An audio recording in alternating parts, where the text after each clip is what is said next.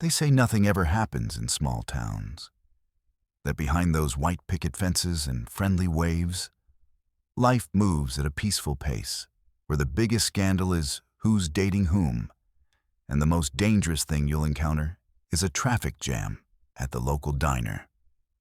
Tonight, we're going to shatter that illusion completely. What you're about to hear are 11 documented cases that will make you question everything you thought you knew about quiet communities across America. So dim the lights, lock your doors, and prepare yourself for 11 true tales that will forever change how you see those peaceful small towns you drive through. Because after tonight, you'll know the terrifying truth. The quieter the town, the louder the screams that echo in its shadows. This is Verified Fears, and viewer discretion is strongly advised. Let's move to our first story. Our journey begins in Millbrook, Vermont, population 847, where maple trees line Main Street, and the biggest excitement usually comes from the annual Harvest Festival. It's the kind of place where people still leave their doors unlocked and wave to strangers passing through. Elena Hartwell had lived there her entire life. 34 years of predictable routines and familiar faces. As the town's head librarian, she knew everyone's reading habits, their children's names, and their family histories going back generations. Elena thought she knew everything about her quiet little world. She was wrong. Elena lived alone in a 2-story colonial house that had belonged to her grandmother. White clapboard siding, green shutters, and a wraparound porch that creaked pleasantly in the evening breeze. She'd inherited it 5 years earlier and had grown comfortable with its familiar noises. The settling of old wood, the whisper of wind through the eaves, the occasional scurry of mice in the walls. But in late September, she began hearing something different. Footsteps.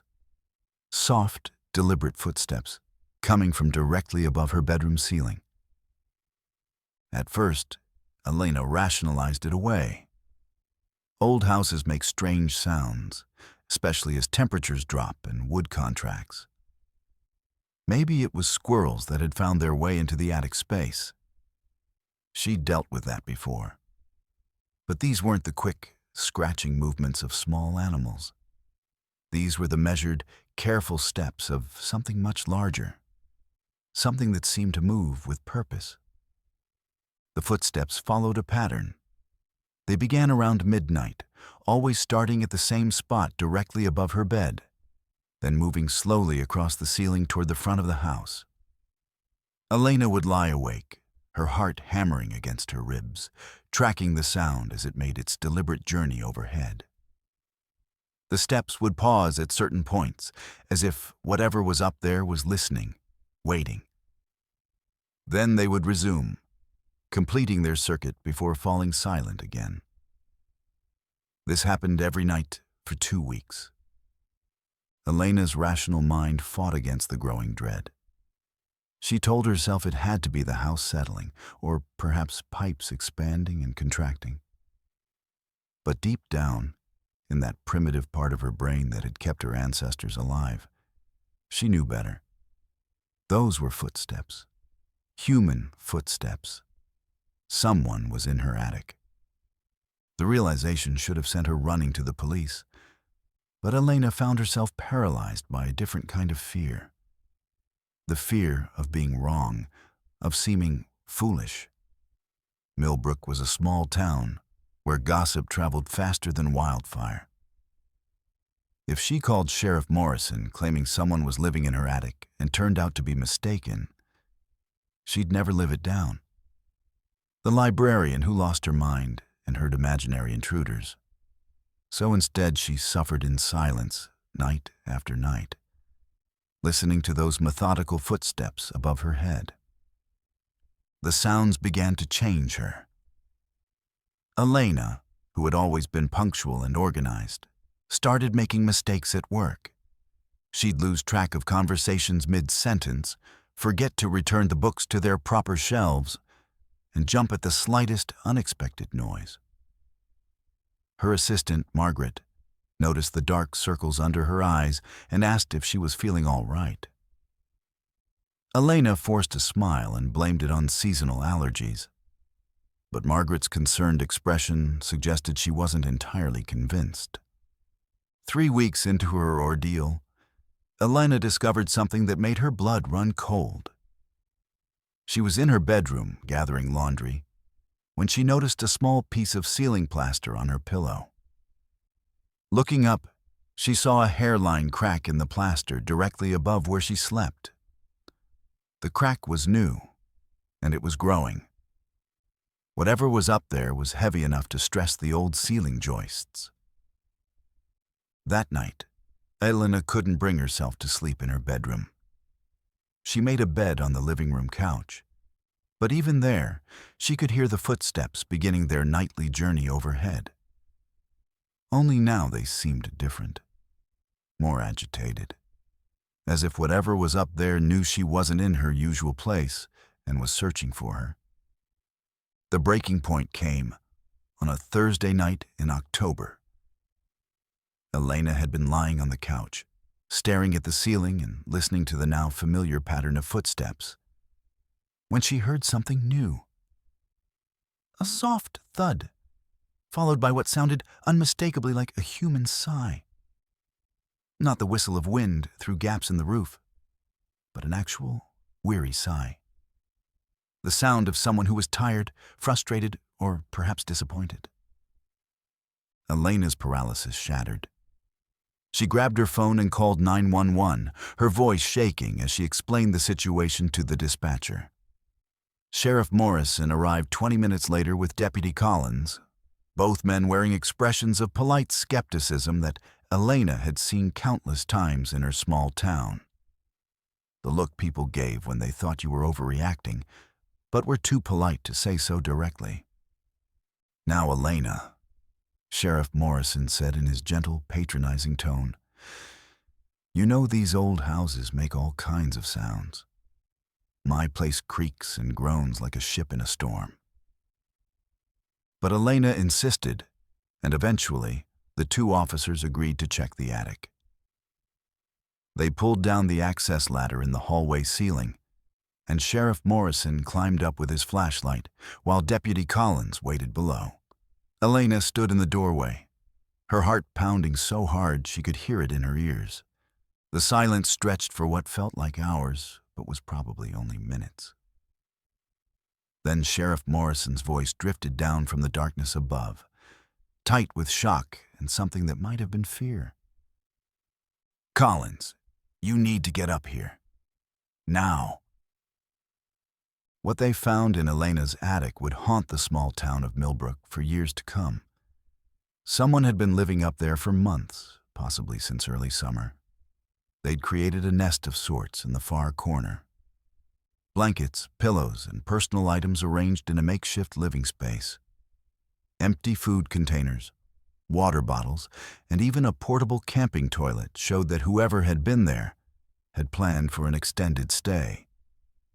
But it was the other items that made Sheriff Morrison's hands shake as he cataloged them. Dozens of photographs of Elena, taken through her windows at all hours of the day and night. Pictures of her sleeping, showering, eating dinner, reading in her favorite chair. The photos were arranged in careful chronological order, documenting her daily routines with obsessive precision. There were notebooks filled with detailed observations about her habits, her schedule, her visitors. The handwriting was neat, methodical, and deeply disturbing in its clinical detachment. The most chilling discovery was a collection of Elena's personal items that had gone missing over the months. A hairbrush, underwear from her laundry line, a coffee mug she'd thought she'd simply misplaced. These items were arranged almost like a shrine, suggesting a level of obsession that went far beyond simple voyeurism. They never found who had been living in Elena's attic. The investigation revealed that access had been gained through a loose board in the roof that could be moved from the outside, allowing someone to slip in and out undetected. Fingerprints found at the scene didn't match anyone in the system. And despite interviewing everyone in town, no one had seen anything suspicious. Elena moved out of the house the next day and never returned. She left Millbrook entirely, taking a job at a library in Burlington, where she could disappear into anonymity. The house stood empty for 2 years before finally being sold to a family from out of state who had no knowledge of what had happened there. But the story didn't end with Elena's departure. 6 months later, Deputy Collins was called to investigate a similar case on the other side of town. An elderly woman named Mrs. Patterson had been hearing footsteps in her attic. This time, they found evidence that someone had been living there too, along with the same type of obsessive documentation and stolen personal items. The pattern repeated itself 3 more times over the next year. Each time, the victims were women living alone. Each time, the intruder had gained access through the roof and had been watching, documenting, and stealing personal items for months before being discovered. And each time, by the time the police arrived, the perpetrator had vanished without a trace. Sheriff Morrison retired early, claiming the stress of the unsolved cases had taken its toll on his health. Deputy Collins took over, but the investigation went nowhere. The FBI was called in, but even they couldn't find any leads. Whoever was terrorizing the women of Millbrook seemed to know the town better than its own residents, always staying 1 step ahead of law enforcement. Elena never spoke publicly about her experience, but those who knew her before said she was never the same. The confident, outgoing librarian who had known everyone in town became a nervous, paranoid woman who checked locks obsessively and couldn't sleep without medication. She'd learned the terrifying truth that safety is just an illusion, and that even in the smallest, quietest towns, evil can be watching from the shadows, waiting for the perfect moment to reveal itself. The case remains unsolved to this day, and the people of Millbrook still lock their doors at night, still glance nervously at their ceilings when they hear unexplained sounds, and still wonder if somewhere in their quiet little town someone is watching, waiting, and planning their next move. But Elena's nightmare was just beginning compared to what happened 200 miles away in Cedar Falls, Iowa, where an entire family would vanish without a trace, leaving behind only questions that still haunt investigators today. Let's move to our second story. Cedar Falls, Iowa, sits nestled in the heart of America's farmland, where cornfields stretch to the horizon and the biggest news usually involves high school football scores or the annual county fair. Population 2,341, where 3 generations of families have lived side by side, where everyone knows their neighbor's business, and where mysteries simply don't exist. At least, that's what Marcus Chen believed when he took the job as the sole reporter for the Cedar Falls Gazette in the spring of 2019. Fresh out of journalism school, Marcus thought he'd spend his time covering city council meetings and church bake sales. He never imagined he'd stumble into a case that would challenge everything he understood about reality itself. Marcus had been on the job for exactly 6 months when the call came in on a crisp October morning. Mrs. Delilah Brennan, the town's unofficial neighborhood watch coordinator, was on the line, her voice tight with worry. The Kowalski family hadn't been seen for 3 days. Their mail was piling up, their car was still in the driveway, and most concerning of all, their dog had been barking non-stop since Tuesday night. In a town where people noticed if you were 5 minutes late to church, 3 days of silence from a family of 4 was unprecedented.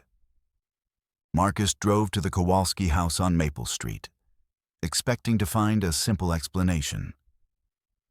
Maybe they'd gone to visit relatives and forgotten to arrange for mail pickup. Perhaps there was a family emergency that had required a sudden departure. But as he pulled up to the modest 2-story home with its perfectly manicured lawn and cheerful yellow shutters, something felt wrong. The newspapers weren't just piling up. They were scattered across the front porch as if they'd been thrown there carelessly. The dog, a golden retriever named Buddy, was in the backyard, barking with the desperate intensity of an animal in distress. Sheriff Patricia Valdez arrived just as Marcus was taking notes. A no-nonsense woman in her 50s who'd been keeping the peace in Cedar Falls for over 2 decades. She approached the situation with professional skepticism. The Kowalskis, Robert, 45, his wife Jennifer, 42, and their twin daughters Sarah and Emma, both 16, were known as a stable, predictable family. Robert worked at the grain elevator, Jennifer taught 3rd grade at the elementary school, and the twins were honor students who'd never caused a moment's trouble. They weren't the type to disappear without warning. Sheriff Valdez knocked on the front door, calling out official announcements while Marcus watched from the sidewalk. When no one answered, she tried the door handle. It was locked. They walked around the house, checking windows and the back door. Everything was secure, exactly as it should be. But through the kitchen window, Marcus could see something that made his stomach clench with unease. The table was set for dinner. 4 plates, 4 glasses, 4 sets of silverware arranged with Jennifer's characteristic precision. Steam was still rising from what appeared to be a pot of soup on the stove. The food was still warm. In a house where no one had been seen for 3 days, dinner was still warm. Sheriff Valdez called for backup and a locksmith. Within an hour, they had legal entry to the house, and what they found inside defied all logical explanation. The soup on the stove was indeed warm, as if it had been prepared within the last hour. The bread on the counter was fresh, still soft to the touch. Milk in the refrigerator hadn't expired, and the newspaper on the kitchen counter was dated that very morning. Yet no one had seen any member of the Kowalski family since Tuesday. Marcus followed the sheriff through the house, documenting everything with growing bewilderment. In the living room, the television was on, tuned to a program that had aired just 20 minutes earlier. Robert's coffee mug sat on his favorite chair's armrest, still containing warm coffee. Upstairs, the beds were made with military precision, but Jennifer's purse was on the dresser, her car keys beside it. The twins' backpacks were in their room, homework assignments half completed on their desks. Most disturbing of all were the personal items that suggested interrupted routine. Jennifer's reading glasses were folded on an open book, a bookmark placed precisely at page 247. Robert's work boots were by the back door, still muddy from his shift at the grain elevator. The twins' phones were charging on their nightstands, showing dozens of missed calls and texts from worried friends. Everything indicated a family that had simply vanished mid-activity, as if they'd been plucked from existence without warning. Sheriff Valdez called in the state police, who arrived with a forensics team and a growing sense of unease. They dusted for fingerprints, finding only those belonging to the family members. They searched for signs of struggle, finding none. They interviewed neighbors, who all told the same story. They'd seen the family Tuesday evening, going about their normal routines. And then nothing. No screams, no sounds of disturbance, no vehicles coming or going in the night. Marcus spent the next week diving deeper into the mystery. interviewing everyone who'd had contact with the Kowalskis in their final days. Robert's supervisor at the grain elevator said he'd been his usual reliable self, showing up on time and completing his work without complaint. Jennifer's principal reported that she'd been planning lessons for the following week and had seemed perfectly normal. The twins' teachers said they'd been in class Tuesday, participating in discussions and turning in assignments. The investigation expanded to include the family's financial records, phone records, and social media activity. Nothing suggested any reason for them to disappear voluntarily. Their bank accounts were untouched, their credit cards unused since Tuesday. Their last phone calls were routine. Jennifer had spoken to her sister about weekend plans. Robert had called his doctor to reschedule an appointment. And the twins had texted friends about homework assignments. As days turned into weeks, the case attracted national attention. The FBI sent agents to Cedar Falls, bringing sophisticated equipment and expertise in missing persons cases. They set up a command center in the high school gymnasium and conducted exhaustive searches of the surrounding farmland. Volunteers from neighboring towns joined the effort, combing through cornfields and wooded areas with trained search dogs. They found nothing. The media descended on Cedar Falls like locusts, transforming the quiet town into a circus of news vans and reporters. Marcus found himself thrust into the spotlight as the local journalist who'd been first on the scene. He gave interviews to national networks, always emphasizing the same baffling details: the warm food, the fresh coffee, the interrupted routines that suggested the family had vanished in the middle of their normal evening. Theories proliferated wildly.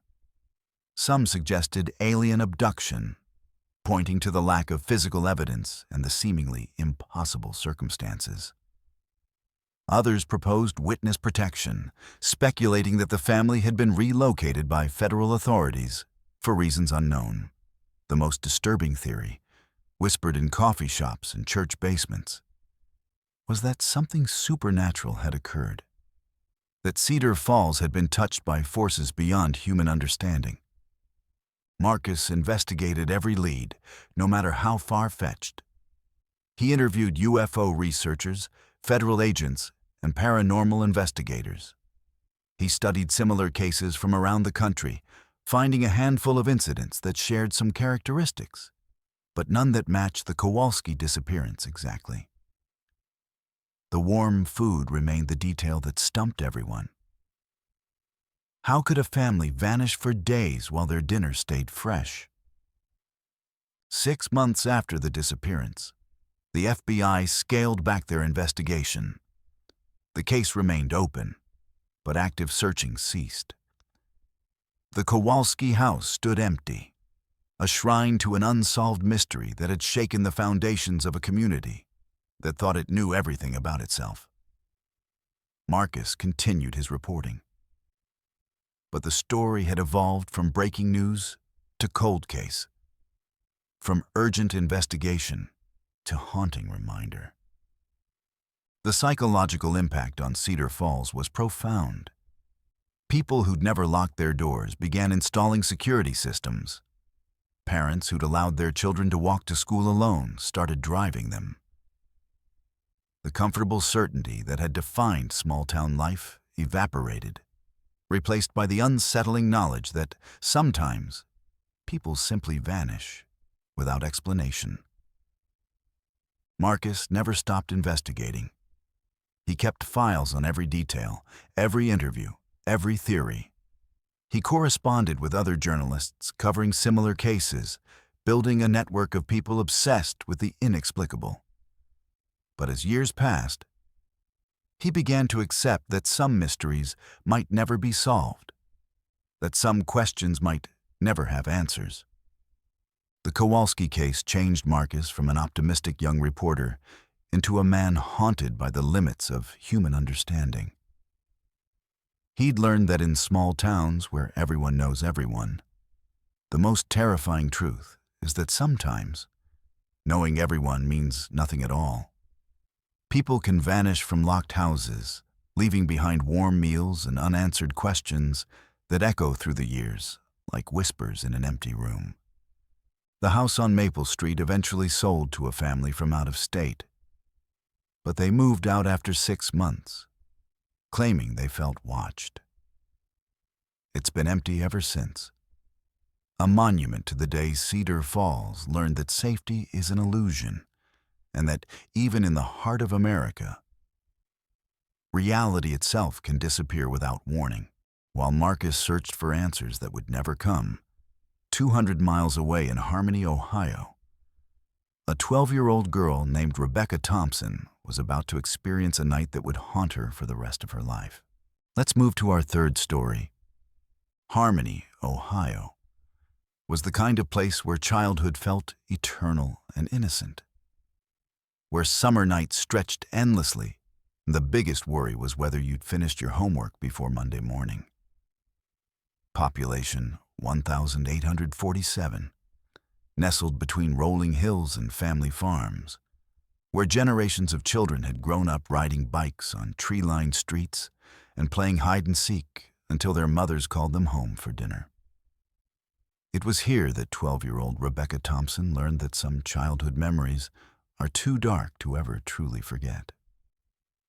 Rebecca was an ordinary girl in an ordinary town, the kind of kid who collected stickers, loved horses, and dreamed of becoming a veterinarian when she grew up.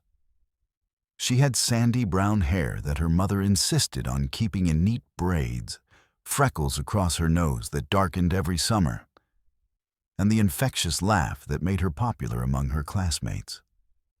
In the spring of 1987, she was invited to what should have been the highlight of her 6th grade year, a sleepover at the home of Melissa Crawford, the most popular girl in their class. Melissa lived in one of Harmony's nicest neighborhoods, where the houses were larger and the lawns more manicured than in Rebecca's modest subdivision. The Crawford house was a sprawling ranch-style home with a finished basement that had become the unofficial headquarters for sleepovers among the popular girls. Mrs. Crawford was known as the cool mom, who let the girls stay up late, eat junk food, and watch movies that were probably too mature for their age. For Rebecca, who rarely got invited to such exclusive gatherings, the invitation felt like acceptance into a world she'd always observed from the outside. The sleepover was planned for Saturday night, and Rebecca spent the entire week preparing. She bought new pajamas with her allowance money, practiced doing her hair in the style she'd seen in teen magazines, and carefully selected which stuffed animal to bring without seeming too childish. Her mother, Linda, was thrilled that Rebecca was finally being included by the popular crowd, and drove her to the Crawford house with a smile and instructions to have fun and be good. The evening started perfectly. 6 girls had been invited: Rebecca, Melissa, Katie Walsh, Amanda Foster, Jennifer Mills, and Sarah Hendricks.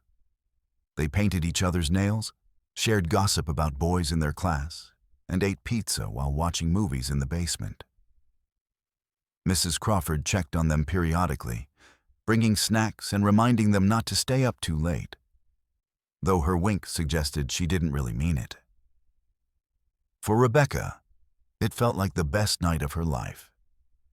She was finally part of the group, finally accepted by the girls she'd admired from afar. As the night wore on, the conversation turned to more serious topics. The girls talked about their fears, their crushes, and their dreams for high school.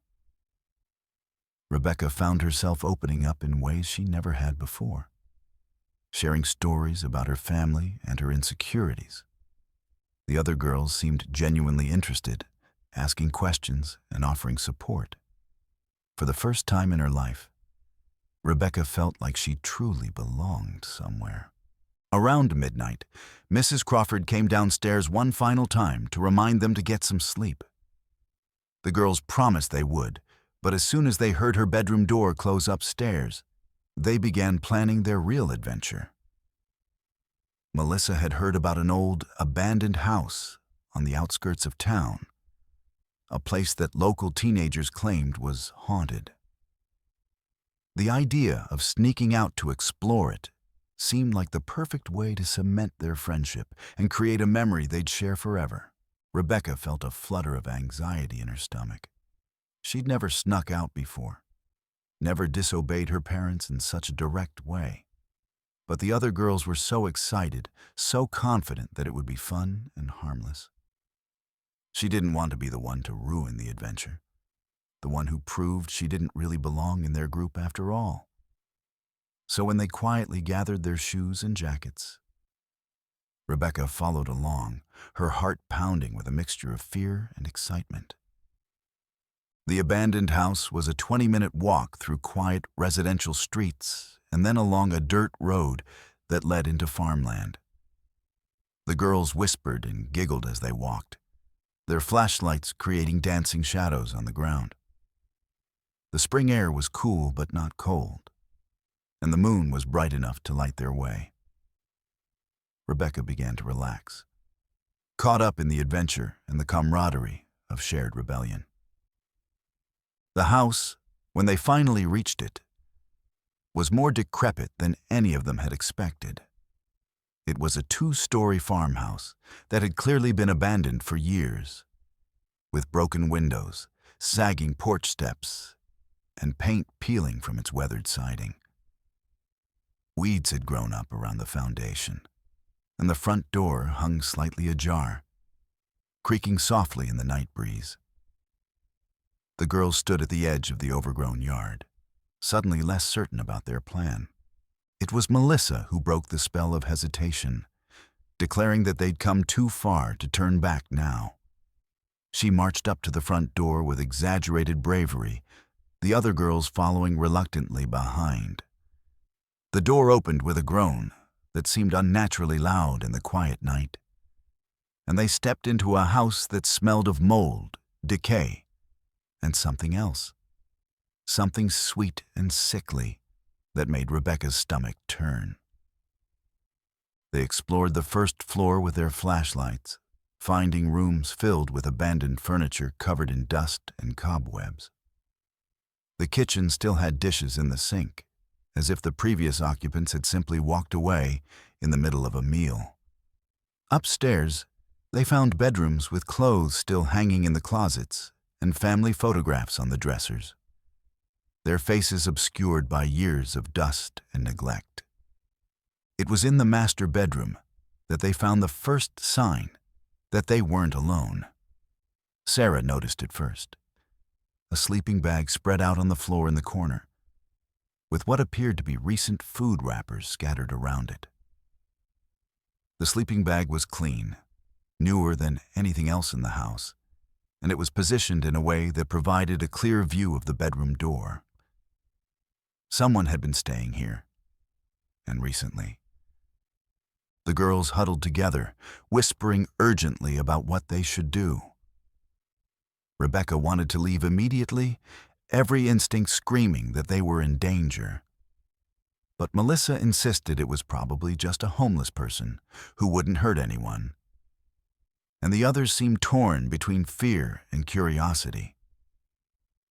They decided to explore a little more, to see if they could find any other signs of recent habitation. They never got the chance.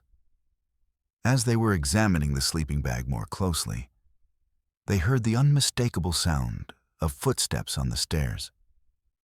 Heavy, deliberate footsteps that were definitely not made by any of them. The girls froze, their flashlights creating a circle of light in the darkness as they stared at the bedroom doorway. A man appeared in the doorway, silhouetted against the dim light from the hallway. He was tall and thin, wearing dark clothes that made him blend into the shadows. His face was obscured, but Rebecca could see enough to know that he was smiling. A cold, predatory smile that made her blood freeze in her veins. He didn't say anything at first, just stood there watching them with an intensity that felt like physical weight.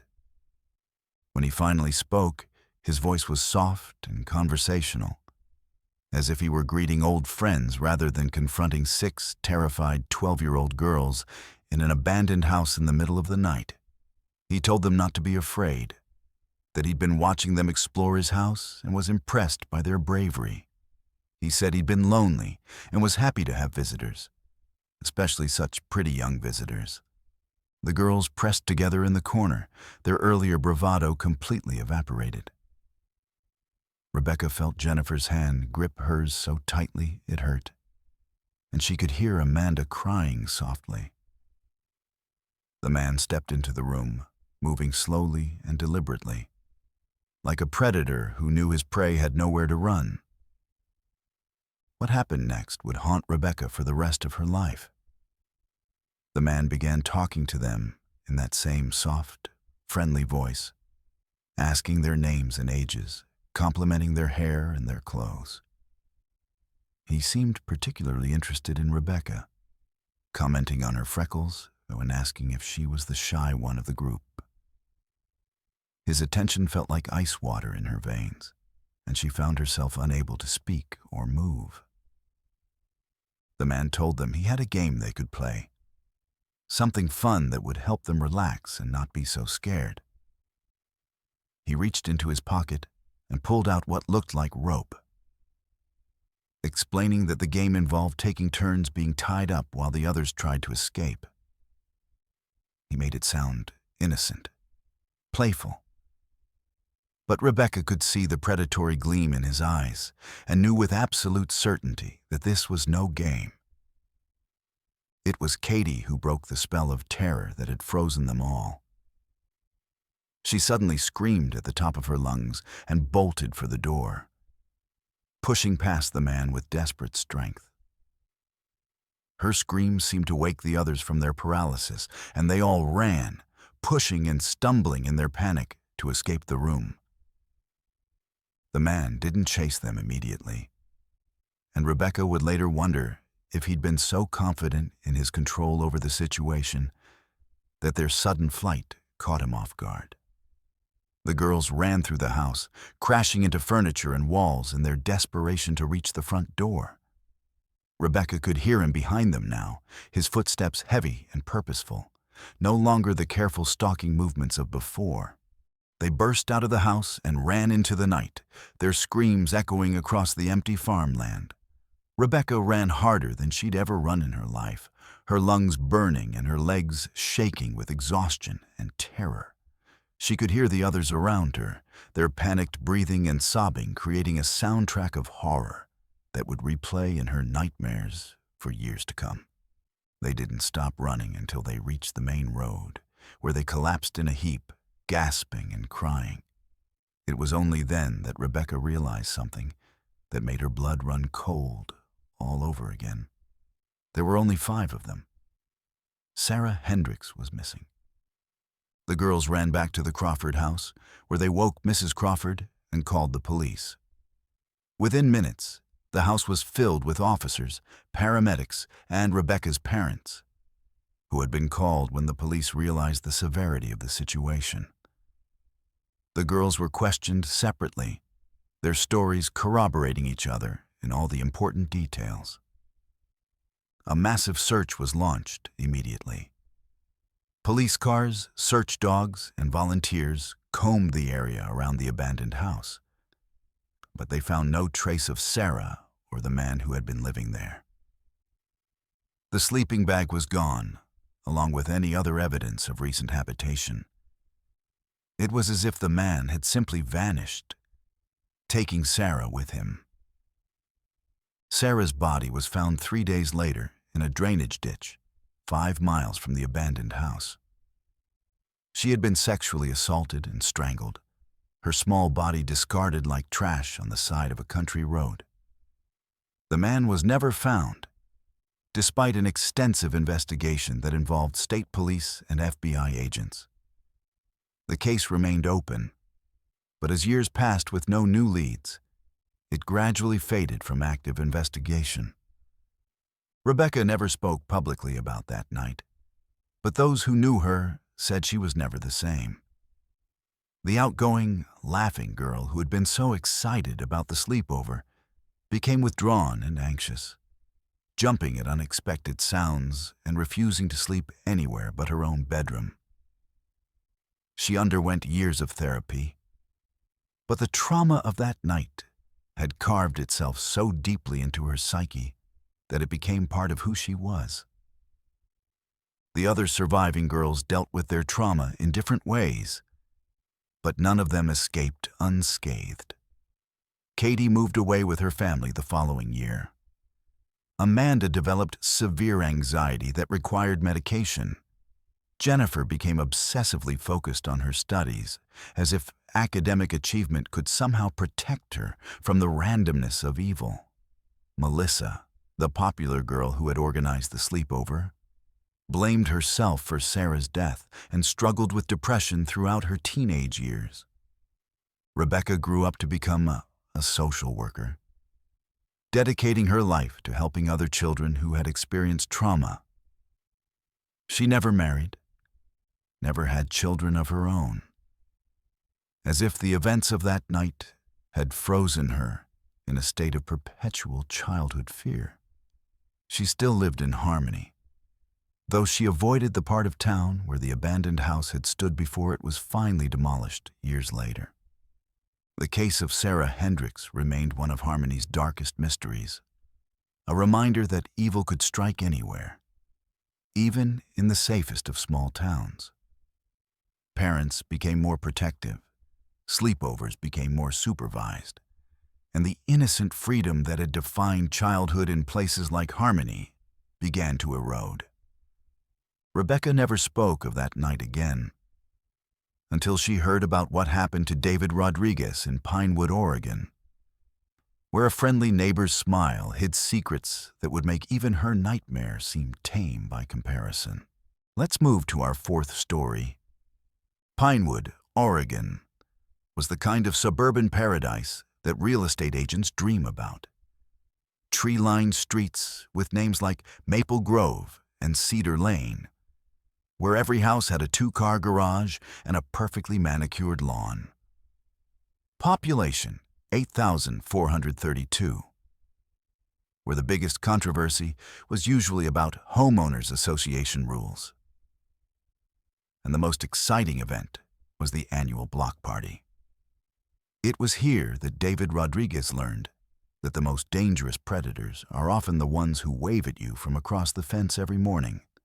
David had moved to Pinewood in the fall of 2018, seeking exactly what the town promised: safety, community, and a quiet place to raise his 2 young daughters after his divorce. At 41, he was starting over, working as an accountant for a mid-sized firm in Portland while commuting 40 minutes each way to give his girls the suburban childhood he'd never had.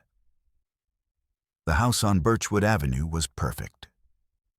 A modest colonial with a fenced backyard where 8-year-old Sophia and 6-year-old Isabella could play safely while he worked from his home office. The neighborhood welcomed him with the kind of enthusiasm that made David believe he'd made the right choice. Casseroles appeared on his doorstep during the first week, along with invitations to barbecues and offers to help with anything he might need. His next-door neighbor, Walter Kemp, was particularly friendly.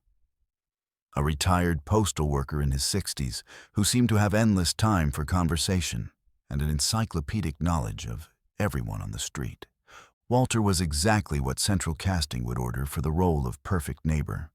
He was a soft-spoken man with silver hair and kind eyes behind wire-rimmed glasses, always dressed in cardigans and pressed slacks that gave him the appearance of a favorite grandfather.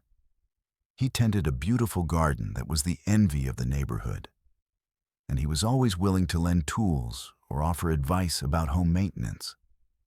When David mentioned struggling with his sprinkler system, Walter spent an entire Saturday helping him fix it, refusing any payment and insisting that neighbors help neighbors. The friendship developed naturally over the months that followed.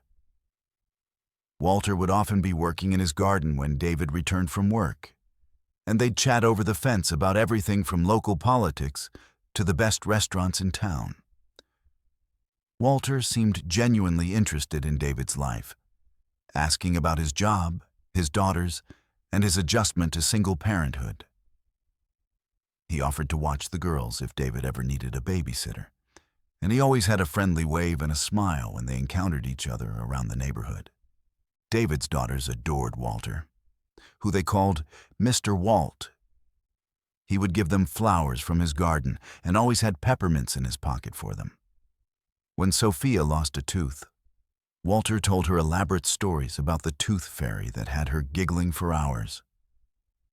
When Isabella scraped her knee falling off her bike, Walter was there with band-aids and gentle words that dried her tears. He seemed like the grandfather figure the girls had been missing since the divorce. The first sign that something might be wrong came in the spring of 2019, when David noticed Walter paying unusual attention to his mail. It started innocuously enough. Walter would be in his garden when the mail carrier arrived, and he'd make casual conversation about packages or letters David had received. But gradually, David began to notice that Walter seemed to know more about his correspondence than a neighbor should. He'd ask about bills David hadn't mentioned receiving, or comment on packages that had been delivered when Walter supposedly wasn't home. David initially dismissed his growing unease as paranoia brought on by the stress of single parenthood and his demanding job. Walter was just a friendly neighbor who happened to be observant. But the feeling persisted, growing stronger when David realized that Walter always seemed to know when he was going to be away from home. If David mentioned a business trip or weekend visit to his ex-wife, Walter would casually bring up the topic days later, asking how it had gone and commenting on how quiet the house had been while he was away. The turning point came on a Thursday evening in June, when David returned home from work to find his daughters playing in the backyard while Walter worked in his garden. Nothing seemed unusual at first, but as David watched from his kitchen window, he noticed something that made his blood run cold. Walter wasn't actually gardening. He was watching his daughters with an intensity that seemed far from grandfatherly.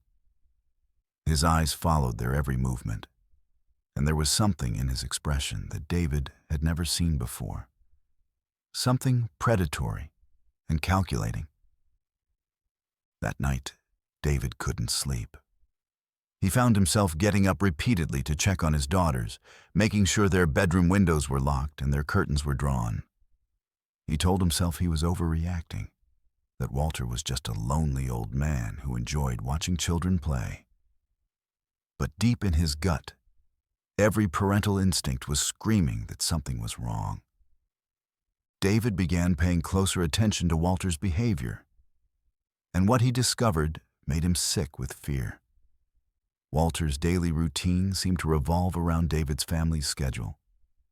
He would appear in his garden precisely when the girls came home from school, always finding reasons to be outside when they were playing in the backyard. He'd position himself to have clear sight lines into their house, and David began to notice that Walter's bedroom window faced directly into the girls' room. The investigation that followed was something David had to conduct carefully and quietly. He couldn't simply accuse his neighbor of being a predator without evidence, especially in a tight-knit community where Walter was well-liked and respected. David began documenting Walter's behavior, taking photos of him watching the house and keeping a log of his activities. He also started researching Walter's background, using his accounting skills to dig into public records and online databases. What David found made him physically ill. Walter Kemp wasn't the retired postal worker he claimed to be. His real name was Walter Kemper, and he was a registered sex offender who had been convicted of child molestation in California 15 years earlier. He had served 8 years in prison before being released on parole, after which he had apparently changed his name and moved to Oregon to start over. The friendly neighbor who had been giving his daughters candy and flowers was a convicted pedophile who had been watching them for months. David's first instinct was to call the police immediately. But when he contacted the local authorities, he discovered the limitations of the sex offender registry system. Walter had completed his parole and was not required to register in Oregon because his conviction predated the state's registration requirements. Technically, he wasn't breaking any laws by living in the neighborhood, even though he had clearly lied about his identity and background. The police took David's concerns seriously, but they explained that without evidence of actual criminal behavior, there was little they could do beyond conducting a welfare check. They promised to increase patrols in the neighborhood and advised David to document any suspicious activity. But they couldn't arrest Walter simply for being a convicted sex offender who had changed his name. David faced an impossible choice. He could confront Walter directly, but that might escalate the situation and put his daughters in greater danger. He could move immediately, but that would mean uprooting his children from their school and friends without being able to explain why. He could warn the other neighbors, but without concrete evidence of current wrongdoing, he risked being seen as a paranoid troublemaker. The decision was made for him when David discovered that Walter had been entering his house while they were away. David had installed a security system after learning Walter's true identity, and the cameras revealed that Walter had been using a key to enter through the back door during the day when David was at work and the girls were at school. The footage showed Walter moving through the house with disturbing familiarity, spending time in the girls' bedroom and going through their belongings. The most horrifying discovery was what Walter had been doing during these unauthorized visits. The security footage showed him taking photographs of the girls' room, their clothes, and their personal items. He had been stealing small items, a hair ribbon here, a sock there. Things that wouldn't be missed, but that clearly held significance for him. Most disturbing of all, the cameras captured him lying on the girls' beds, holding their stuffed animals and inhaling their scent. This time, the police had enough evidence to act. Walter was arrested on charges of burglary and stalking, and a search of his house revealed a collection of photographs and stolen items that painted a picture of obsession that had been building for months. The investigation also uncovered evidence that David's family wasn't Walter's first target. There were photographs and items belonging to other children in the neighborhood, suggesting a pattern of predatory behavior that had been going on since he'd moved to Pinewood. The arrest sent shockwaves through the community. Parents who had trusted Walter with their children, who had allowed him to babysit and give gifts, were forced to confront the possibility that their trust had been misplaced. Several families reported that their children had mentioned Walter asking inappropriate questions or making them feel uncomfortable. Details that had seemed innocent at the time, but now took on sinister significance. David moved his family out of Pinewood within a month of Walter's arrest, unable to bear living in a place where his children had been stalked and violated. The house on Birchwood Avenue sat empty for months before finally selling to a family who had no knowledge of what had happened there. David never spoke publicly about the experience, but those who knew him said it had changed him fundamentally, transforming him from a trusting suburban father into a man who saw potential threats everywhere. Walter Kemper was eventually sentenced to 12 years in prison for his crimes, but the damage to the Pinewood community was irreversible. The neighborhood's sense of safety and trust had been shattered, replaced by suspicion and fear. Parents began conducting background checks on neighbors, and the casual friendliness that had defined the community gave way to careful distance and watchful eyes. David's experience became a cautionary tale about the limitations of the sex offender registry system and the ease with which predators can reinvent themselves in new communities. It was a reminder that evil doesn't always announce itself with obvious warning signs. Sometimes it comes with a friendly smile, a helping hand, and a pocket full of peppermints for the children next door. The case also highlighted the vulnerability of single parents and the predators who specifically target them, seeing them as easier marks than two-parent households. David had thought he was protecting his daughters by moving to a safe suburban neighborhood, but he had unknowingly placed them directly in the path of a predator who had been waiting for exactly the kind of opportunity they represented. David thought he'd seen the worst that humanity had to offer, but nothing prepared him for the story that would emerge from Riverside, Montana, where a trusted authority figure would prove that sometimes the people we're taught to trust with our children are the ones we should fear most. Let's move to our fifth story.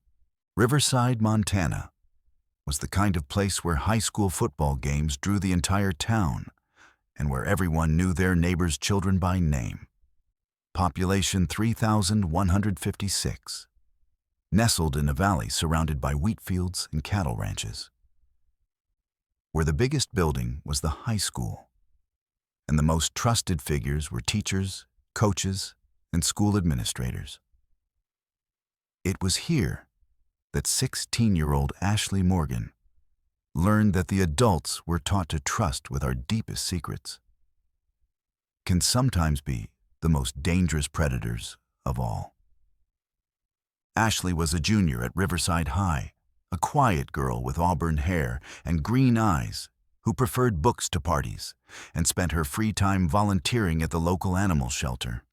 She was the kind of student teachers loved, respectful, hardworking, and never causing trouble. Her grades were solid, if not spectacular, and she had dreams of studying veterinary medicine at Montana State University after graduation. She lived with her single mother, Carol, who worked double shifts at the local diner to make ends meet, leaving Ashley to navigate the complexities of teenage life largely on her own. The guidance counselor at Riverside High was Mr. Timothy Brennan, a man in his early 40s who had been with the school district for over a decade. He was well respected in the community, known for his dedication to helping students navigate college applications and personal problems. Mr. Brennan had a warm smile and an easy manner that made students feel comfortable opening up to him about their struggles. He was married with 2 young children of his own, coached the debate team, and was active in his church. To everyone in Riverside, he was exactly what a school counselor should be: trustworthy, caring, and completely safe. Ashley first met with Mr. Brennan during her sophomore year for routine academic planning, but their relationship deepened during her junior year when her mother was diagnosed with breast cancer. The diagnosis turned Ashley's world upside down, and she found herself struggling to maintain her grades while dealing with the fear of losing the only parent she'd ever known. Her teachers noticed her distress and recommended she speak with Mr. Brennan about her situation. The counseling sessions began innocently enough.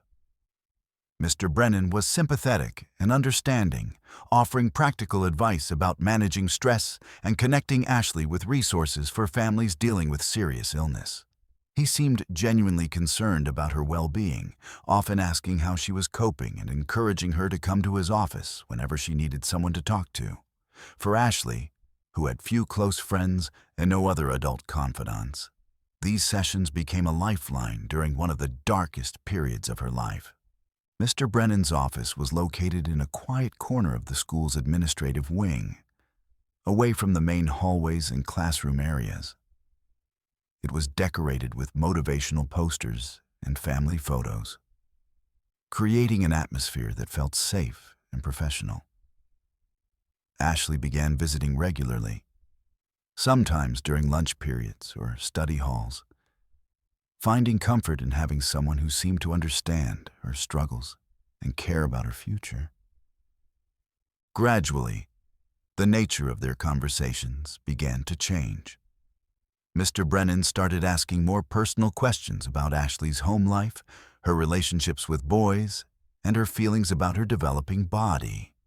He framed these inquiries as normal parts of adolescent counseling, explaining that understanding her emotional and physical development was important for helping her cope with stress.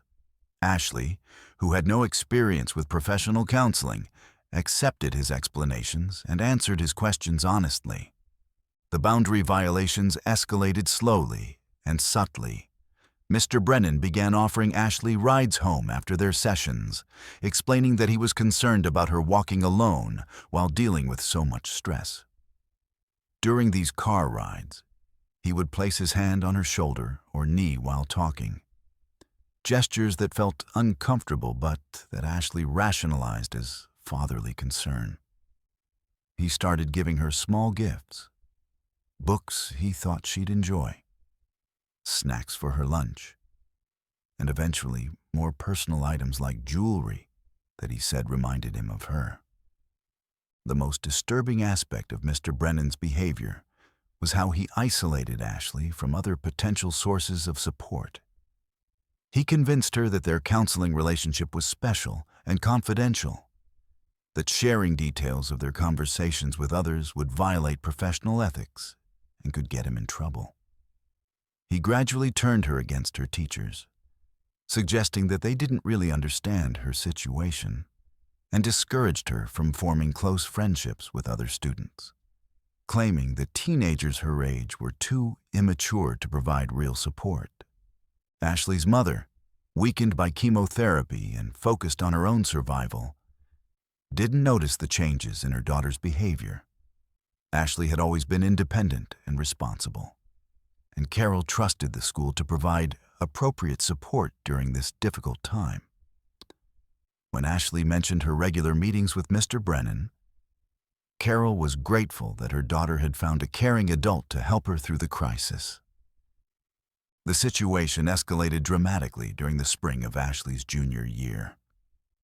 Mr. Brennan began scheduling their sessions for after-school hours when the building was largely empty.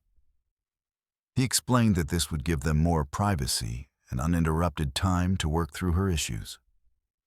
During one of these late sessions, he locked his office door and told Ashley that he wanted to try a new form of therapy that involved physical relaxation techniques.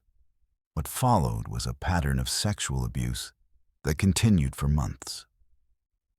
Mr. Brennan used his position of authority and Ashley's emotional vulnerability to manipulate her into compliance, convincing her that their physical relationship was a normal part of the healing process. He told her that she was mature for her age and that their connection was special, something that other people wouldn't understand.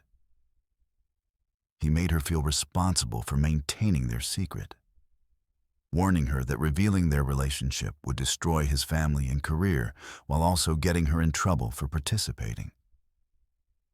The psychological manipulation was as damaging as the physical abuse.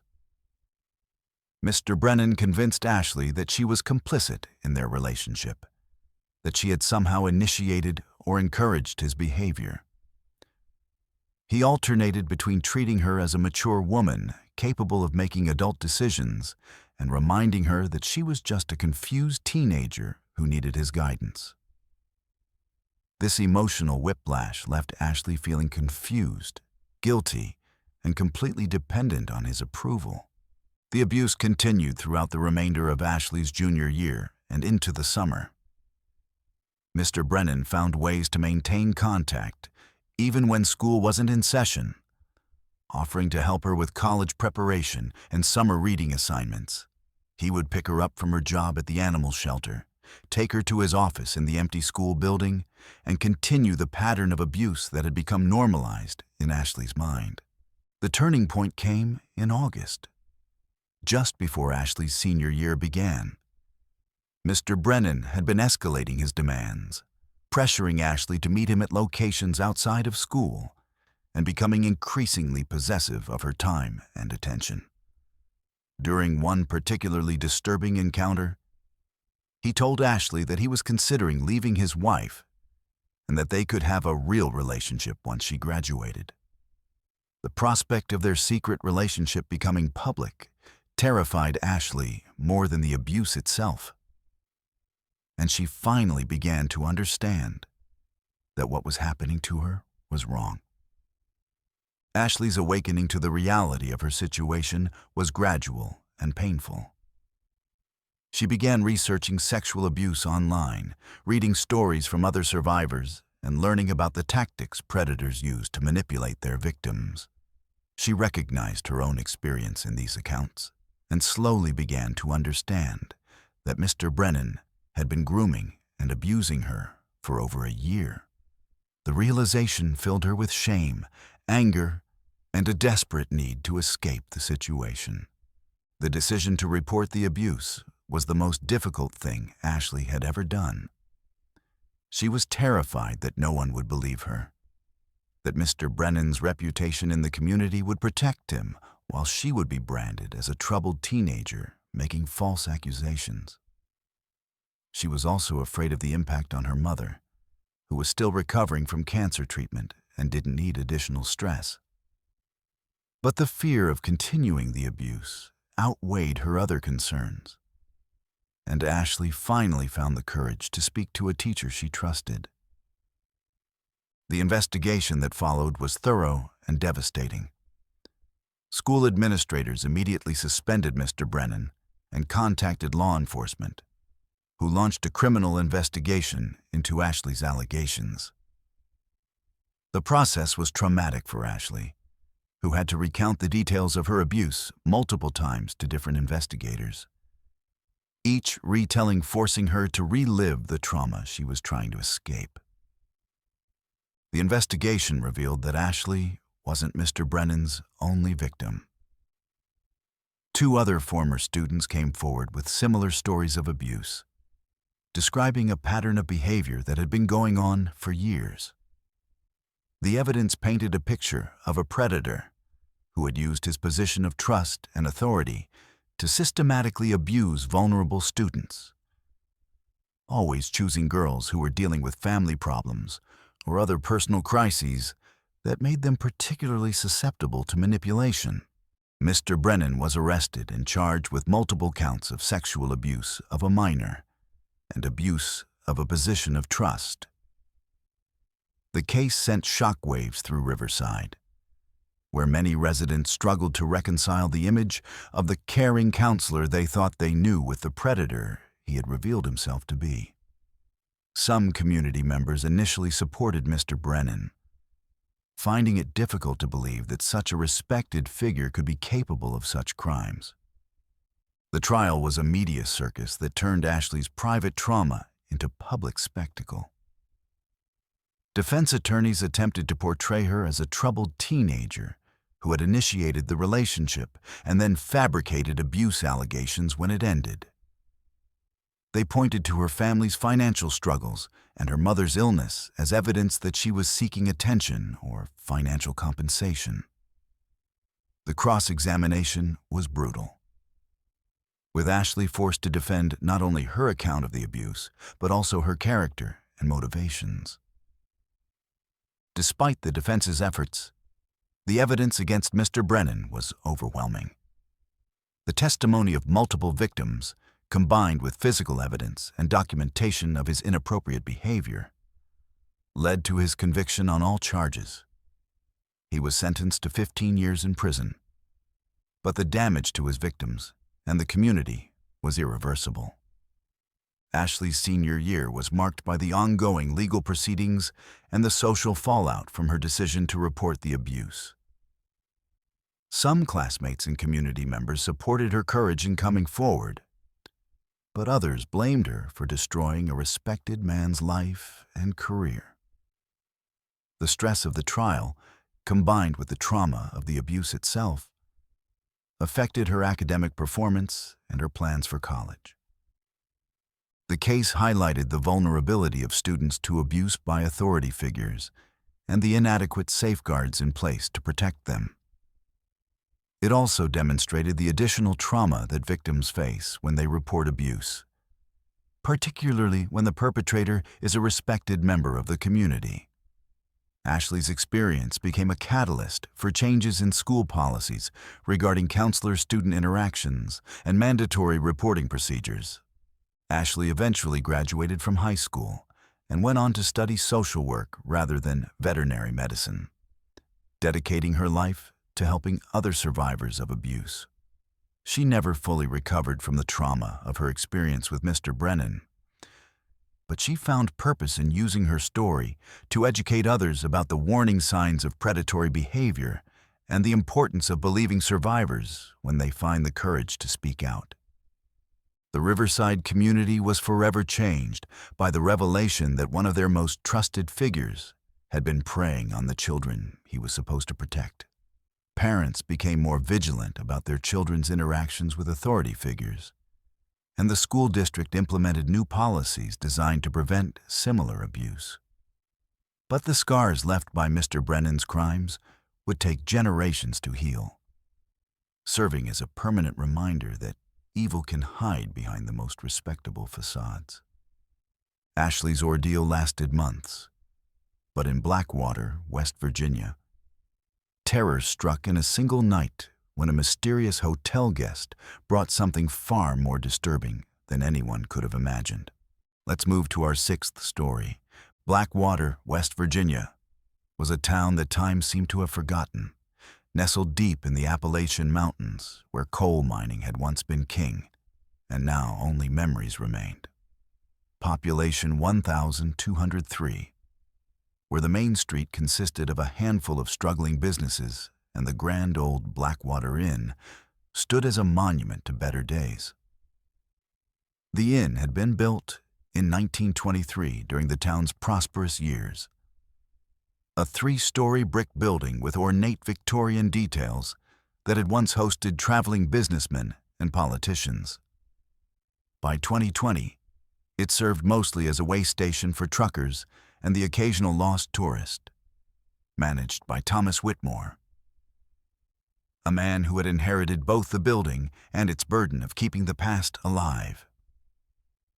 Thomas was 45 years old, a soft-spoken man with graying temples who had returned to Blackwater after his father's death to take over the family business. He had spent 20 years working in hotel management in Charleston. But the call of family obligation and the hope of revitalizing his hometown had brought him back to the mountains. The inn had seen better days. The wallpaper was faded, the carpets worn thin, and the heating system temperamental. But Thomas took pride in maintaining what remained of its former elegance. The inn typically hosted the same types of guests week after week. Long-haul truckers who needed a clean bed and a hot meal, traveling salesmen covering rural territories, and the occasional family visiting relatives in the area. Thomas knew most of his regular customers by name and had developed a routine that kept the small operation running smoothly despite its challenges. He handled the front desk during the day, while his part-time employee, Mrs. Henderson, managed the evening shift and helped with housekeeping. It was on a cold Tuesday evening in November when the stranger arrived. Thomas was working late, catching up on paperwork in the small office behind the front desk, when he heard the bell above the entrance door chime. He looked up to see a tall, thin man in his 50s standing in the lobby, wearing a long black coat that dripped with melted snow. The man had pale skin, dark hair slicked back with pomade, and eyes that seemed to take in every detail of the room with unsettling intensity. The stranger approached the desk with measured steps, his expensive leather shoes clicking against the worn marble floor. When he spoke, his voice was cultured and precise, with an accent that Thomas couldn't quite place, perhaps European, but filtered through years of American residence. He requested a room for an extended stay, explaining that he was conducting research in the area and would need accommodations for at least 2 weeks, possibly longer. Thomas was pleased to have a long-term guest, especially during the slow winter months when business was particularly sparse.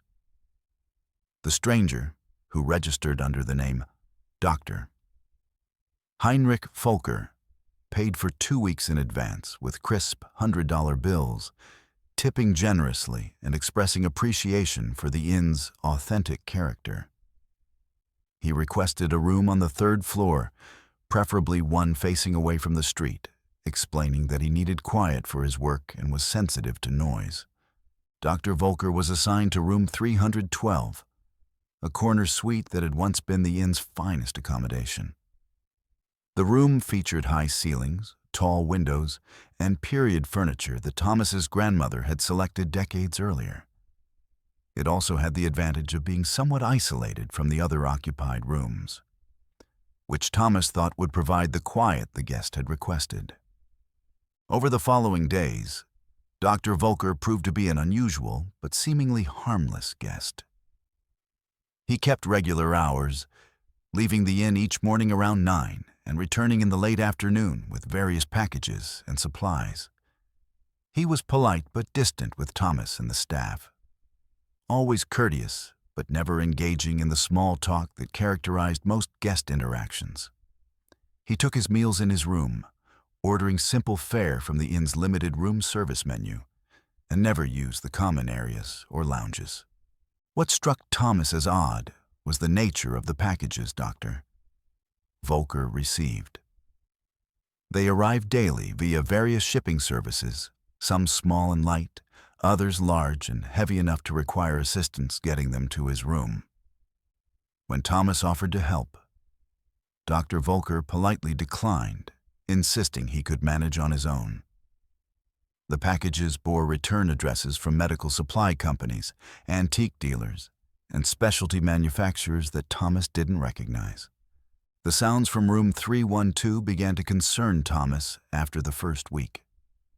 During the day, when Dr. Volker was supposedly out conducting research, Thomas could hear what sounded like construction or assembly work coming from the room. There were rhythmic hammering sounds, the whir of power tools, and the occasional scraping of heavy objects being moved across the floor. When Thomas mentioned the noise to Dr. Volker, the man explained that he was setting up specialized equipment for his research and apologized for any disturbance. Mrs. Henderson, who cleaned the rooms during the day, reported that Dr. Volker had specifically requested that housekeeping not enter his room. He had hung a "Do Not Disturb" sign that remained in place constantly, and he had politely but firmly declined all offers of cleaning service. This wasn't entirely unusual. Some guests preferred privacy, but combined with the mysterious packages and strange sounds, it began to create an atmosphere of unease. The situation escalated on a Thursday night during Dr. Volker's second week at the inn. Thomas was working late again, reviewing the monthly accounts, when he heard what sounded like a loud crash from the 3rd floor. The sound was followed by a series of thuds and what might have been shouting, though the words were indistinct. Thomas waited for several minutes, listening for additional sounds, or for Dr. Volker to call the front desk for assistance. But the building fell silent again. Concerned about potential damage to the room or injury to his guest, Thomas climbed the stairs to the 3rd floor and knocked on the door of room 312. There was no response, though he could see light under the door and could hear what sounded like classical music playing softly inside. He knocked again, more loudly this time, and called out to ask if everything was all right. After several minutes, Dr. Volker's voice came through the door, assuring Thomas that everything was fine and that he had simply dropped some equipment. Thomas returned to his office, but the incident left him feeling unsettled. The crash had been loud enough to wake other guests, and the explanation of dropped equipment didn't seem adequate to account for the sound. He made a note to check the room carefully when Dr. Volker eventually checked out, concerned about potential damage that might not be immediately visible. The discovery came 3 days later, on a Sunday morning when Dr. Volker failed to appear for his usual departure time. Thomas had noticed that the guest's car was still in the parking lot well past noon, and there had been no sounds from room 312 since the previous evening. Concerned that Dr. Volker might be ill or injured, Thomas used his master key to enter the room for a welfare check. What Thomas found in room 312 would haunt him for the rest of his life.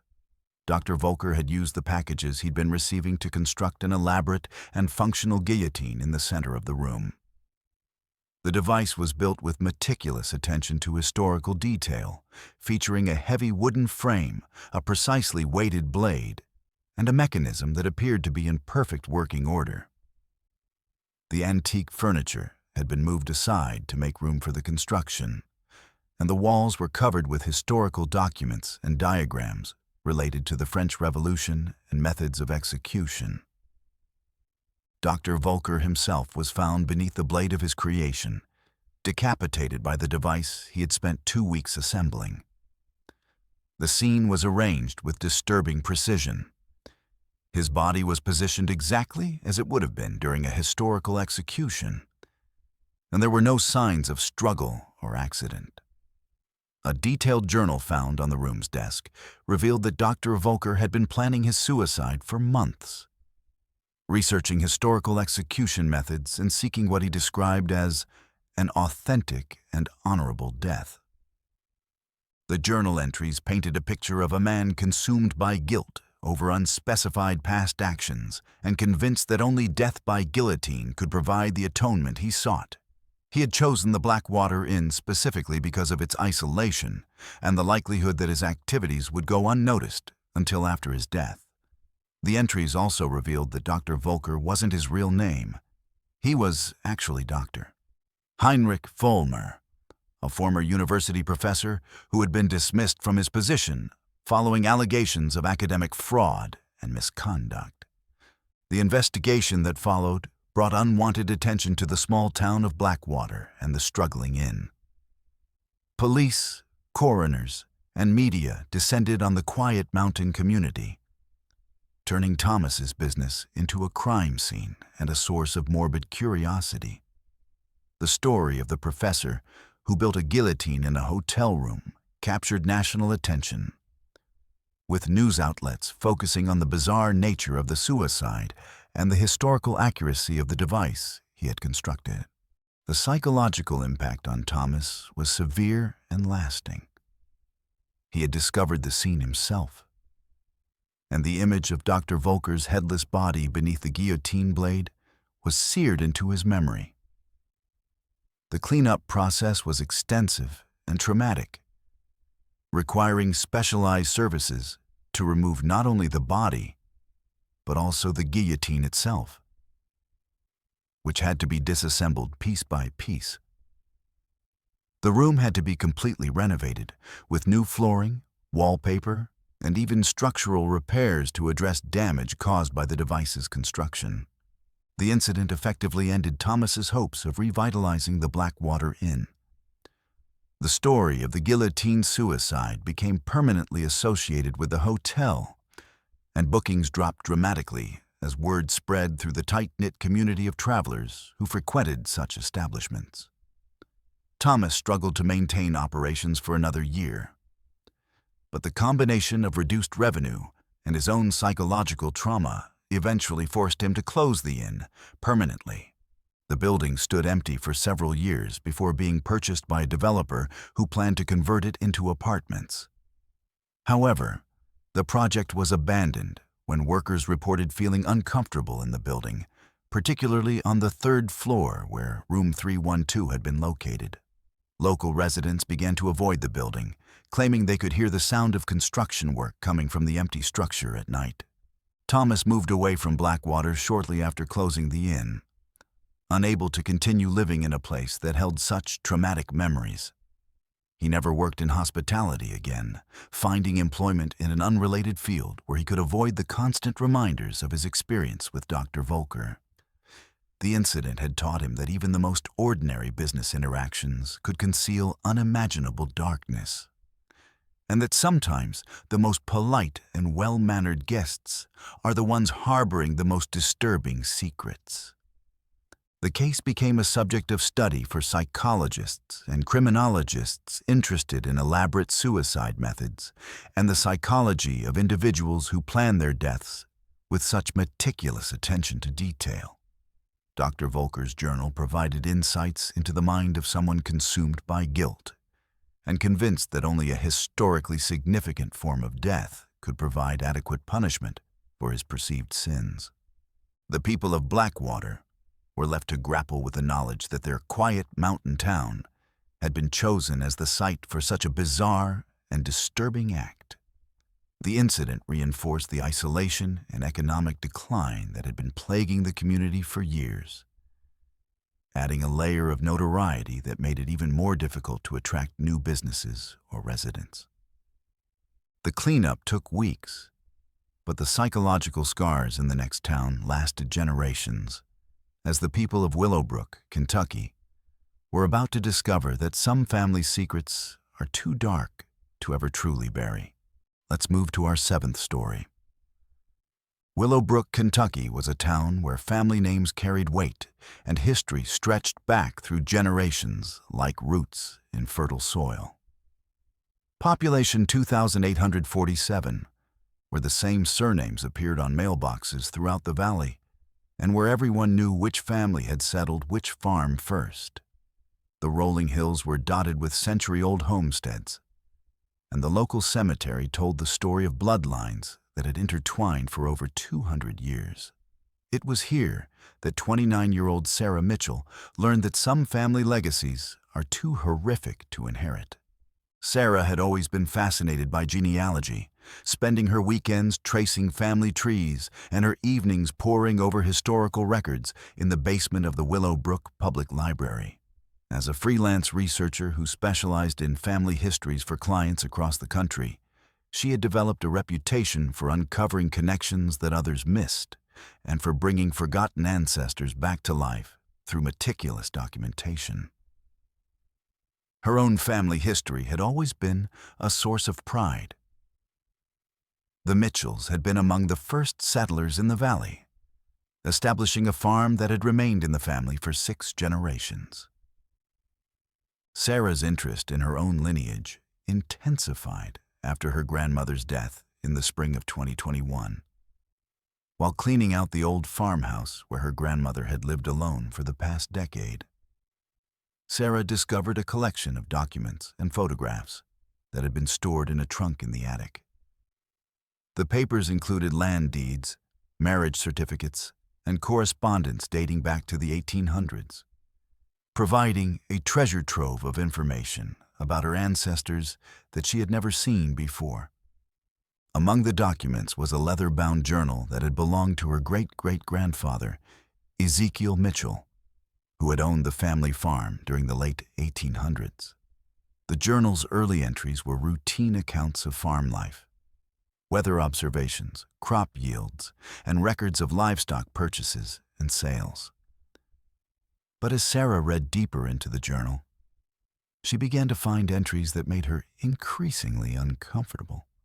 Ezekiel had apparently employed a series of farm hands over the years, men who had worked the land in exchange for room and board.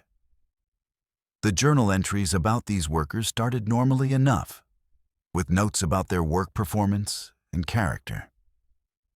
But gradually, the tone of the entries changed, becoming more critical and eventually openly hostile.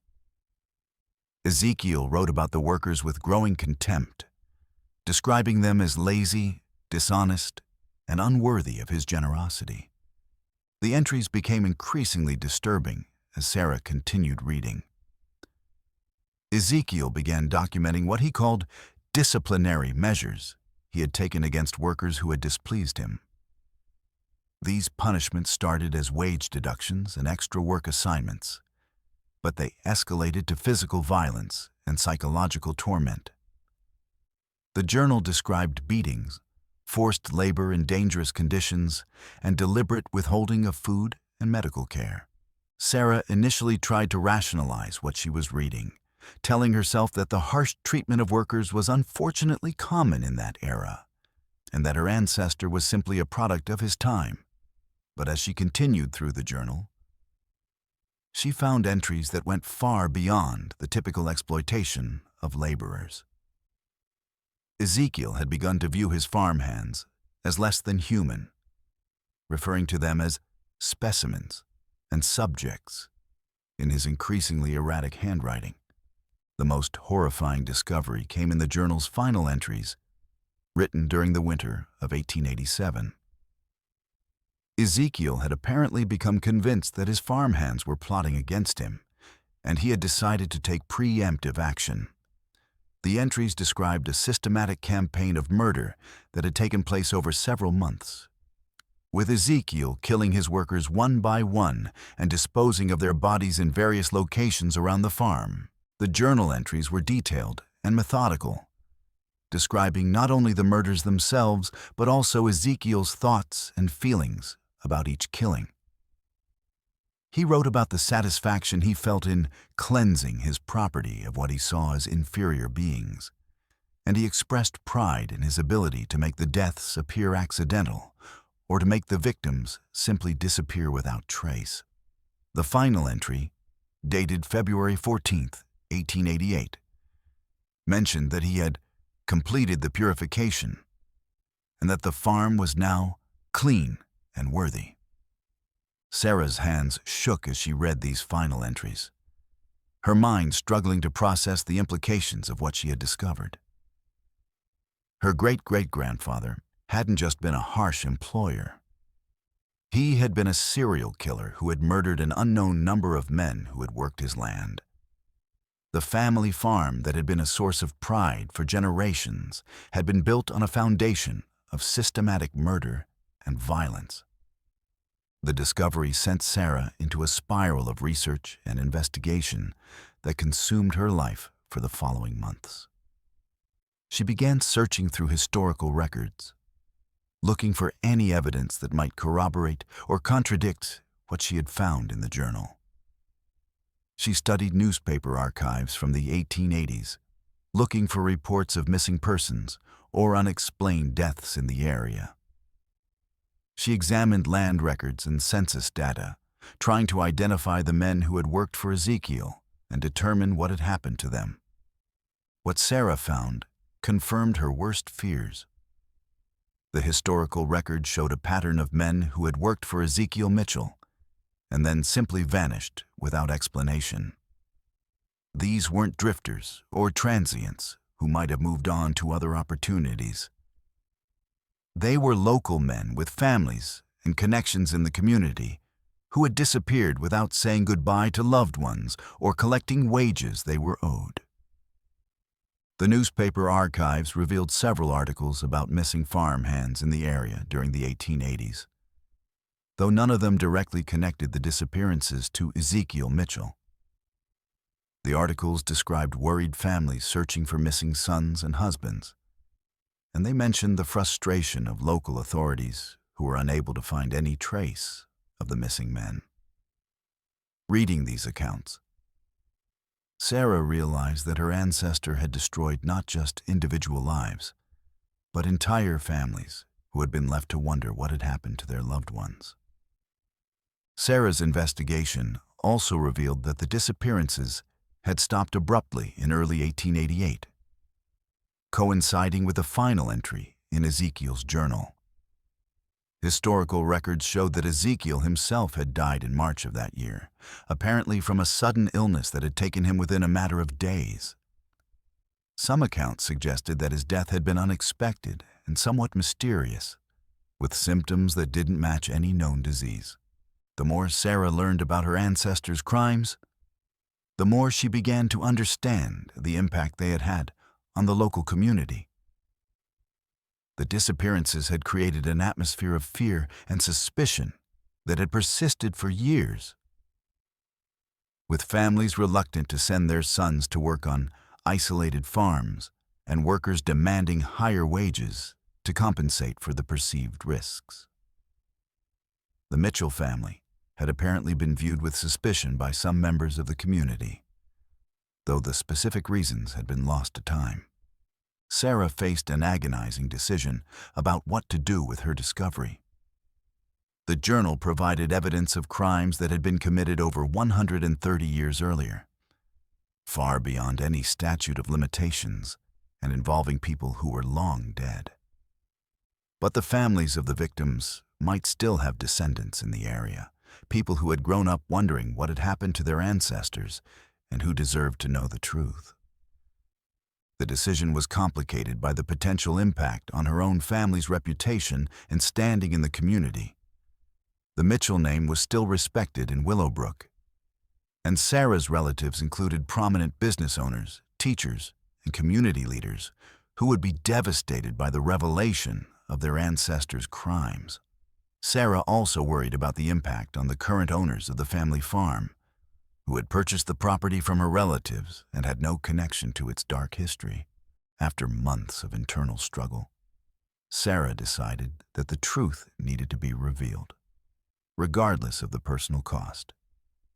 She contacted the local historical society and arranged to donate Ezekiel's journal and her research findings to their archives. She also reached out to genealogical societies and historical researchers who might be able to help identify the descendants of the victims and provide them with closure about their ancestors' fates. The revelation of Ezekiel Mitchell's crimes sent shockwaves through the Willowbrook community. The story was picked up by regional newspapers and eventually gained national attention as an example of how family history research could uncover dark secrets from the past. The Mitchell family was forced to confront the reality that their ancestor had been a murderer, and several family members struggled with feelings of guilt and shame despite having no personal connection to the crimes. The discovery also had a profound impact on the local community's understanding of its own history. The disappearances that had been mysterious for over a century suddenly had an explanation, and families who had wondered about missing ancestors finally had answers. Some descendants of the victims expressed gratitude to Sarah for her courage in revealing the truth, while others struggled with the painful knowledge of how their ancestors had died. Sarah's experience fundamentally changed her relationship with genealogy and family history. She continued her research work, but she approached it with a new understanding of the potential for family secrets to be far darker than anyone might imagine. She became an advocate for transparency in historical research, arguing that the truth about the past, no matter how uncomfortable, was preferable to the perpetuation of lies and cover-ups. The Mitchell farm itself became a site of morbid curiosity, with amateur historians and true crime enthusiasts making pilgrimages to see the place where the murders had occurred. The current owners eventually sold the property and moved away, unable to cope with the constant attention and the knowledge of what had happened on their land. The farm was eventually purchased by a developer who planned to subdivide it for housing, but the project was abandoned when potential buyers learned about the property's history. Sarah moved away from Willowbrook shortly after making her discovery public, finding it impossible to continue living in a community where her family name had become synonymous with historical horror. She relocated to a city where she could work anonymously and where her past wouldn't follow her. But she never forgot the lesson she had learned about the dangers of family pride and the importance of confronting uncomfortable truths about the past. The case became a subject of study for historians and criminologists interested in historical serial killers and the ways in which crimes from the past can continue to impact communities generations later. Ezekiel Mitchell's journal was preserved as a historical document, serving as evidence of the capacity for evil that can exist in even the most ordinary-seeming individuals, and the importance of remembering victims whose stories might otherwise be lost to time. Sarah's bloodline carried darkness, but in Oakville, Texas, evil wore a badge and justice became just another word for the powerful protecting their own. Let's move to our 8th story. Oakville, Texas, was a town where the Friday night lights of high school football illuminated more than just the field. They cast long shadows over a community where power and corruption had become as traditional as homecoming parades. Population 4,521, where oil money had built mansions on one side of town while trailer parks housed those who served the wealthy, and where the sheriff's badge carried more weight than justice itself. It was here that 17-year-old Maria Santos learned that sometimes the people sworn to protect and serve are the very ones you need protection from. Maria lived in the east side of Oakville with her parents and younger brother in a modest house that her father, Miguel, had purchased with savings from 20 years of working at the local refinery. The Santos family had moved to Texas from El Paso when Maria was 10, seeking better opportunities and a safer environment for their children. Miguel worked double shifts to afford a house in what he believed was a good neighborhood, while Maria's mother, Carmen, cleaned houses for the wealthy families on the west side of town. Maria was a senior at Oakville High School, an honors student who had earned a partial scholarship to study nursing at the University of Texas.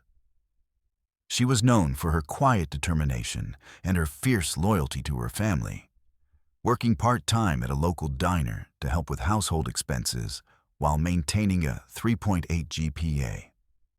Her younger brother, Carlos, was 15 and looked up to Maria as both a sister and a role model, often seeking her advice about school and friends. The Santos family had always taught their children to respect authority and to trust law enforcement, values that had been ingrained in them through their Catholic faith and their immigrant experience. When Maria began dating Jake Morrison, the son of Sheriff Robert Morrison, her parents were initially pleased that she was involved with a boy from such a prominent family. Jake was 18, a star athlete who was expected to receive a football scholarship to Texas A&M, and he came from a family that had been part of Oakville's power structure for 3 generations. The relationship between Maria and Jake began during their junior year and seemed like a typical high school romance. Jake was charming and popular, and dating him elevated Maria's social status at school. He was attentive and generous, taking her to expensive restaurants and buying her gifts that her family could never afford. Maria's parents were impressed by Jake's polite manner and his apparent respect for their daughter, and they welcomed him into their home with the warmth that characterized their family's approach to relationships. The first signs of trouble appeared during the spring of their senior year, when Jake's behavior began to change in subtle but concerning ways. He became increasingly possessive of Maria's time, demanding to know where she was going and who she was with when they weren't together. He began discouraging her from spending time with her female friends, claiming that they were jealous of their relationship and were trying to cause problems between them. Jake's possessiveness escalated into controlling behavior that Maria initially mistook for romantic devotion. He would show up unexpectedly at her workplace, claiming he wanted to surprise her, but actually checking to make sure she was where she said she would be. He began going through her phone and demanding explanations for text messages from male classmates, even when the communications were clearly related to school projects or work schedules. The situation became more serious when Maria began making plans for college. She had been accepted to the University of Texas with her partial scholarship, and she was excited about the opportunity to pursue her dream of becoming a nurse. But Jake became increasingly upset about her college plans, arguing that she should stay in Oakville and attend the local community college so they could remain together. He began pressuring her to give up her scholarship and her dreams, claiming that their relationship was more important than her education. Maria's parents noticed the change in their daughter's demeanor and tried to discuss their concerns with her. Carmen observed that Maria seemed anxious and withdrawn, constantly checking her phone and appearing nervous when Jake was around. Miguel noticed that Jake had become more demanding and less respectful during his visits to their home, treating Maria more like property than a girlfriend. But when they tried to express their concerns, Maria defended Jake and insisted that they didn't understand the pressures he was facing as a senior athlete. The breaking point came in late May, just weeks before graduation, when Maria finally found the courage to end the relationship. She had realized that Jake's behavior was becoming increasingly unhealthy and that she couldn't sacrifice her future for someone who didn't respect her autonomy. The conversation took place in Jake's car after a school event, and Maria tried to be gentle but firm in explaining that they wanted different things and that it would be better for both of them to end the relationship. Jake's reaction was explosive and terrifying. He became enraged, screaming at Maria and calling her ungrateful for everything he had done for her. He accused her of using him for his family's status and money, and he made threats about what would happen if she tried to leave him. When Maria insisted that the relationship was over and asked him to take her home, Jake's anger turned violent.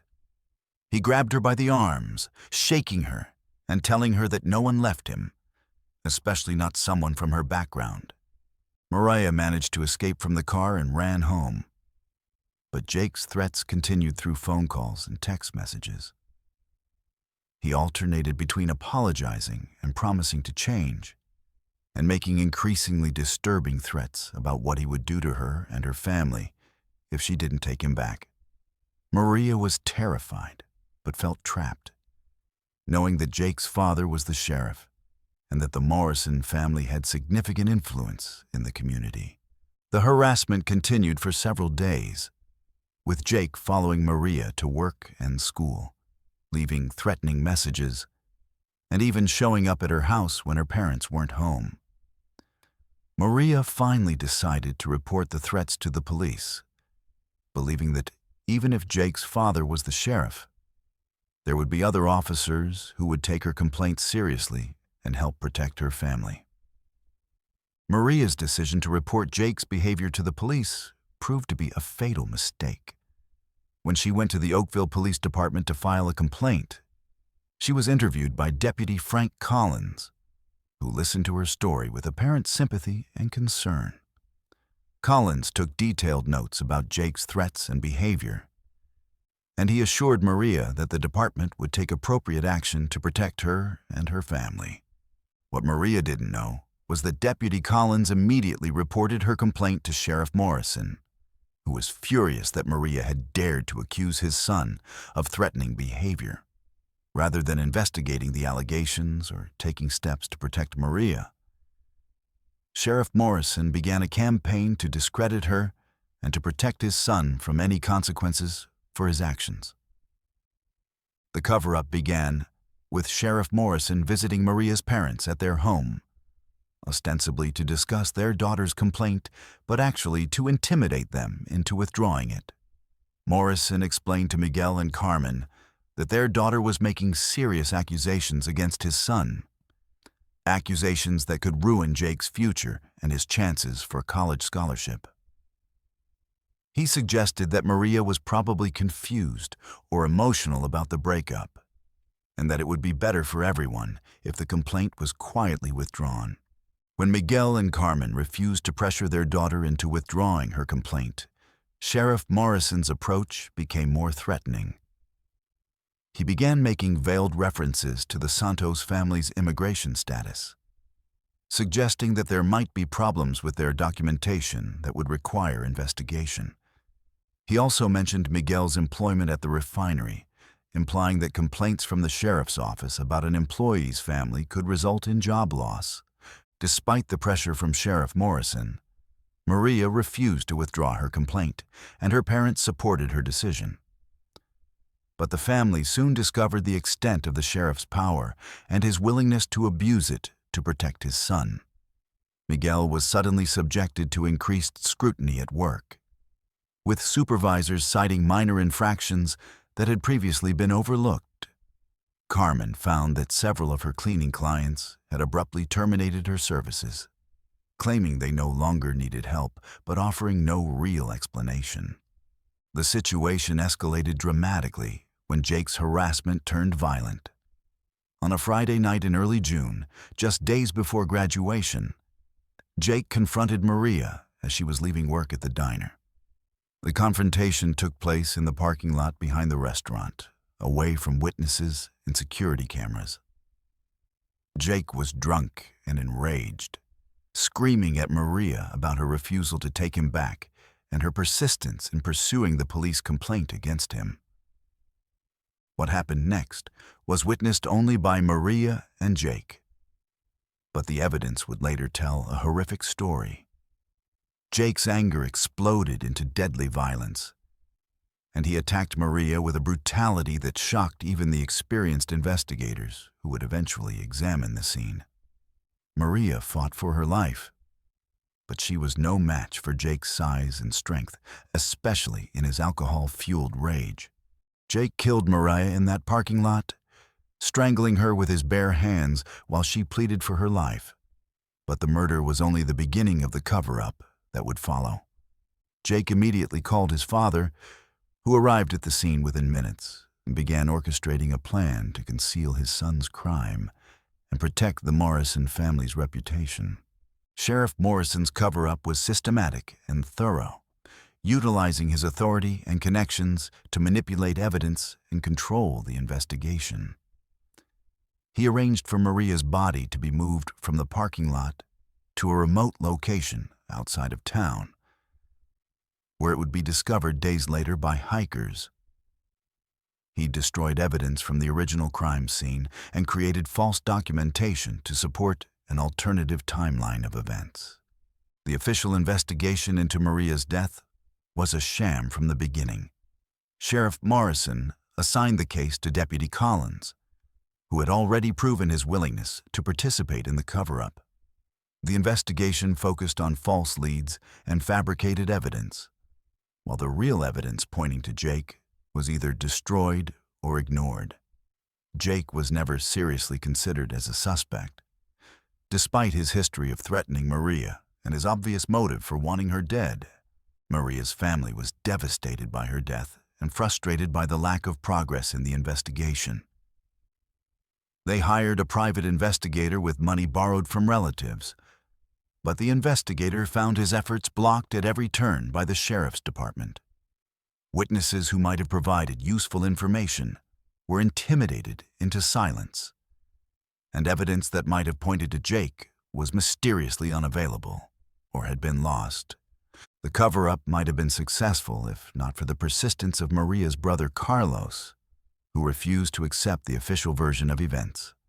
Carlos had observed Jake's increasingly erratic behavior in the weeks before Maria's death, and he was convinced that Jake was responsible for his sister's murder. Despite threats and intimidation from the sheriff's department, Carlos continued to investigate on his own, gathering evidence and building a case against Jake. Carlos's investigation eventually attracted the attention of state authorities, who launched their own inquiry into Maria's death and the conduct of the Oakville Police Department. The state investigation revealed the extent of Sheriff Morrison's corruption and his willingness to obstruct justice to protect his son. Evidence of the cover-up was overwhelming, including destroyed evidence, falsified reports, and witness intimidation. Jake Morrison was eventually arrested and charged with Maria's murder. But by then, crucial evidence had been destroyed, and witnesses had been intimidated into silence.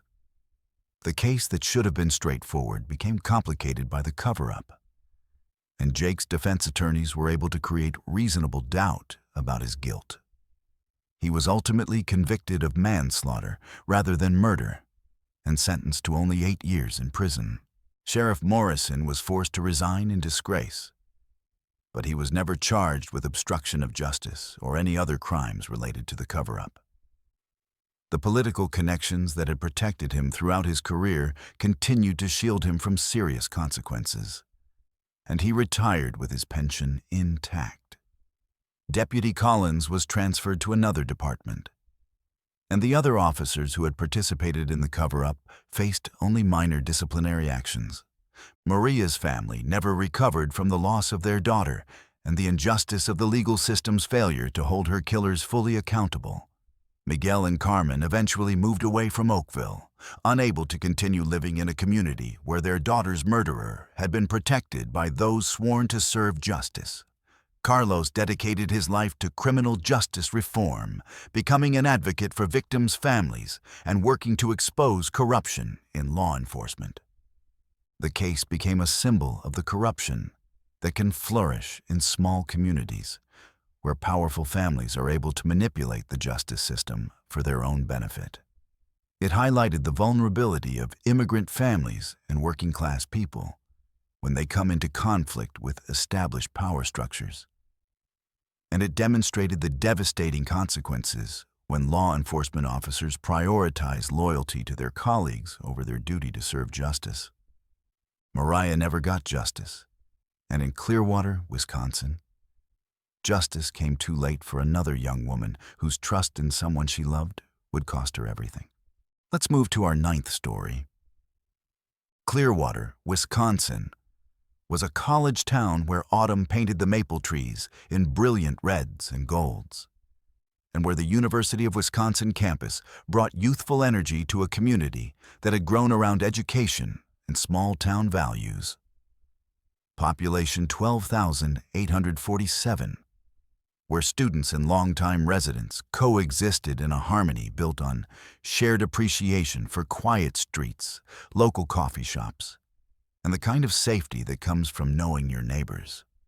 It was here that 19-year-old Jennifer Walsh learned that the person you trust most can become the person you should fear above all others.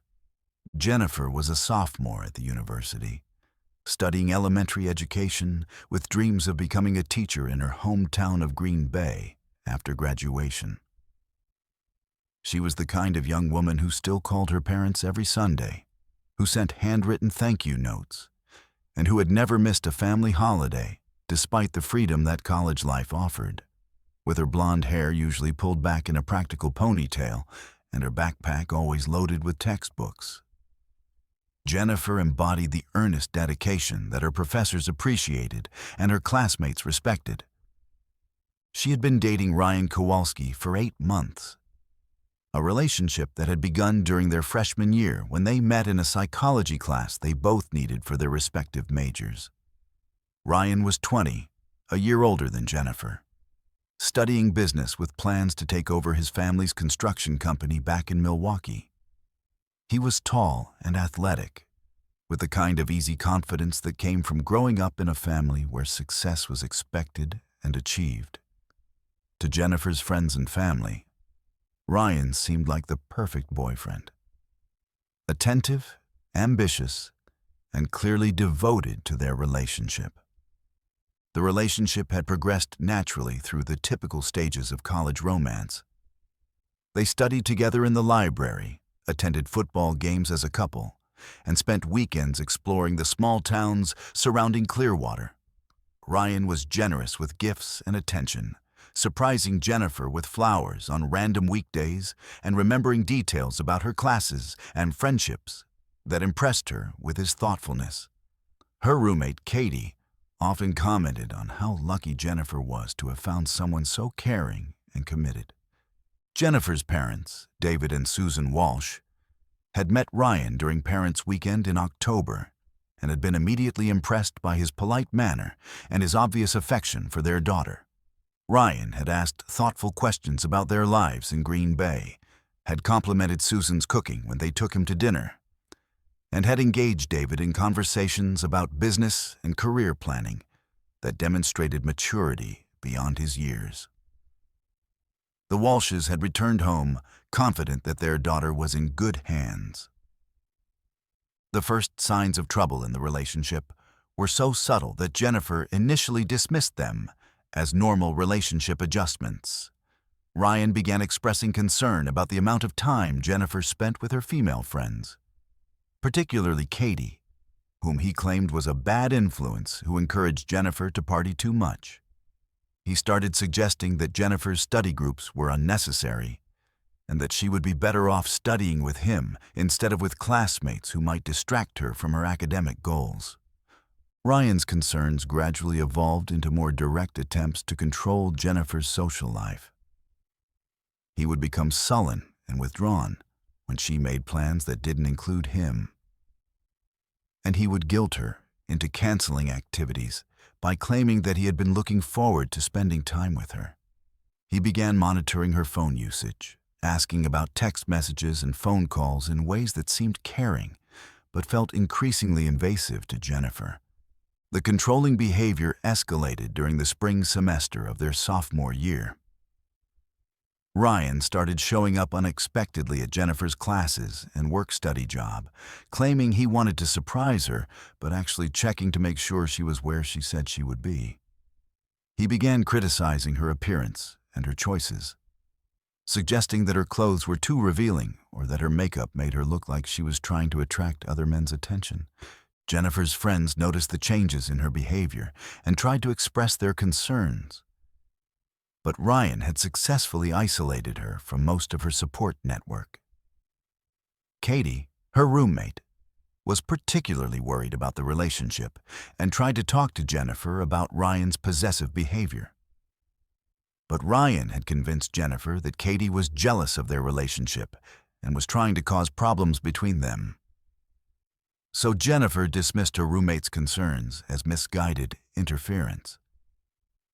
The relationship reached a crisis point in April, when Jennifer began to seriously consider ending it. The constant monitoring and criticism had worn down her self-esteem, and she was beginning to recognize that Ryan's behavior was unhealthy and controlling. She confided in her academic advisor, Professor Margaret Stevens, who encouraged her to trust her instincts and to seek support from the university's counseling services.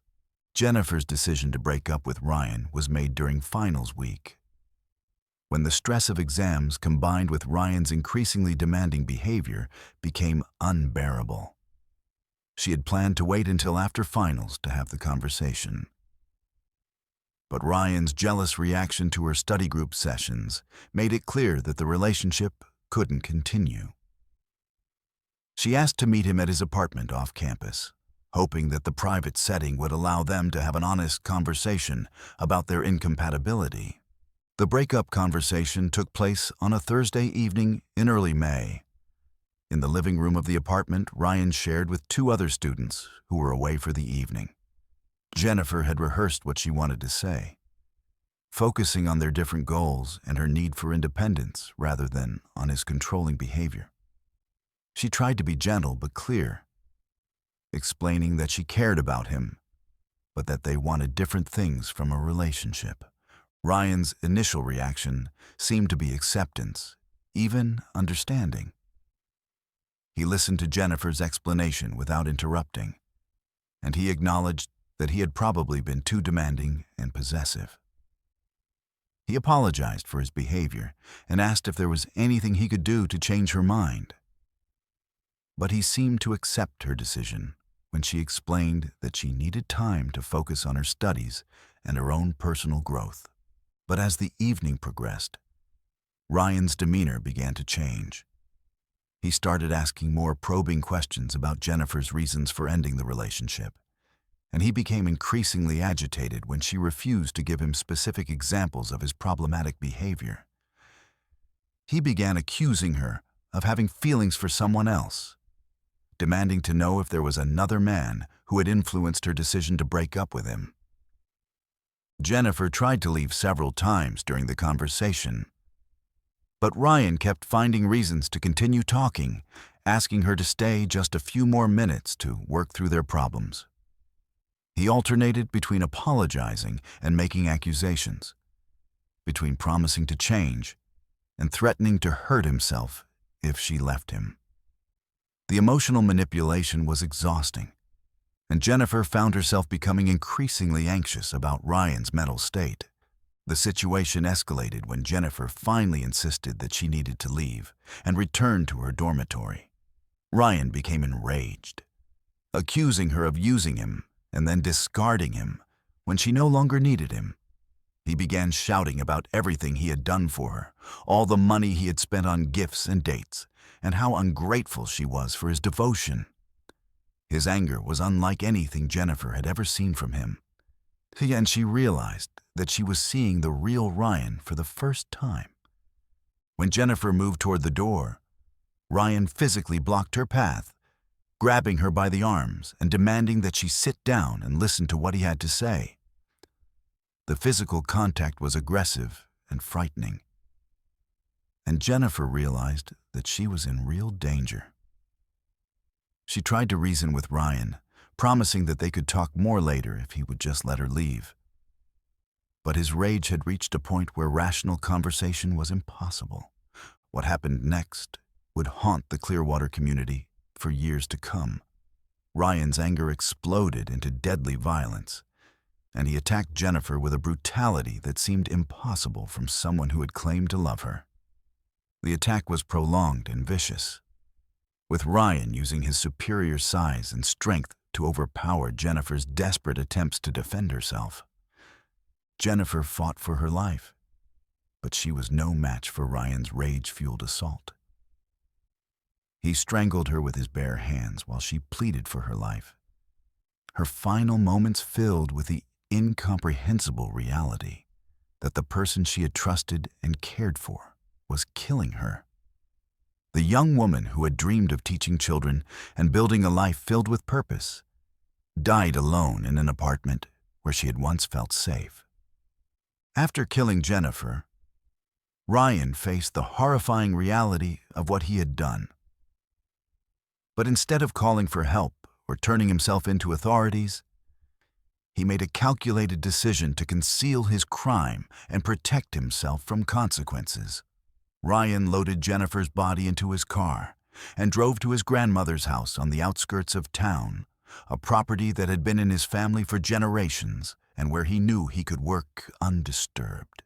Ryan's grandmother, Eleanor Kowalski, was 87 years old and had been living in a nursing home for the past 2 years, leaving her house empty except for occasional visits from family members checking on the property. The house sat on 5 acres of rural land, with gardens and outbuildings that provided plenty of privacy for Ryan's grisly task. He buried Jennifer's body in the vegetable garden behind the house, in a spot where the soil was soft and where his digging wouldn't attract attention from neighbors. The cover-up that followed was methodical and chilling in its calculation.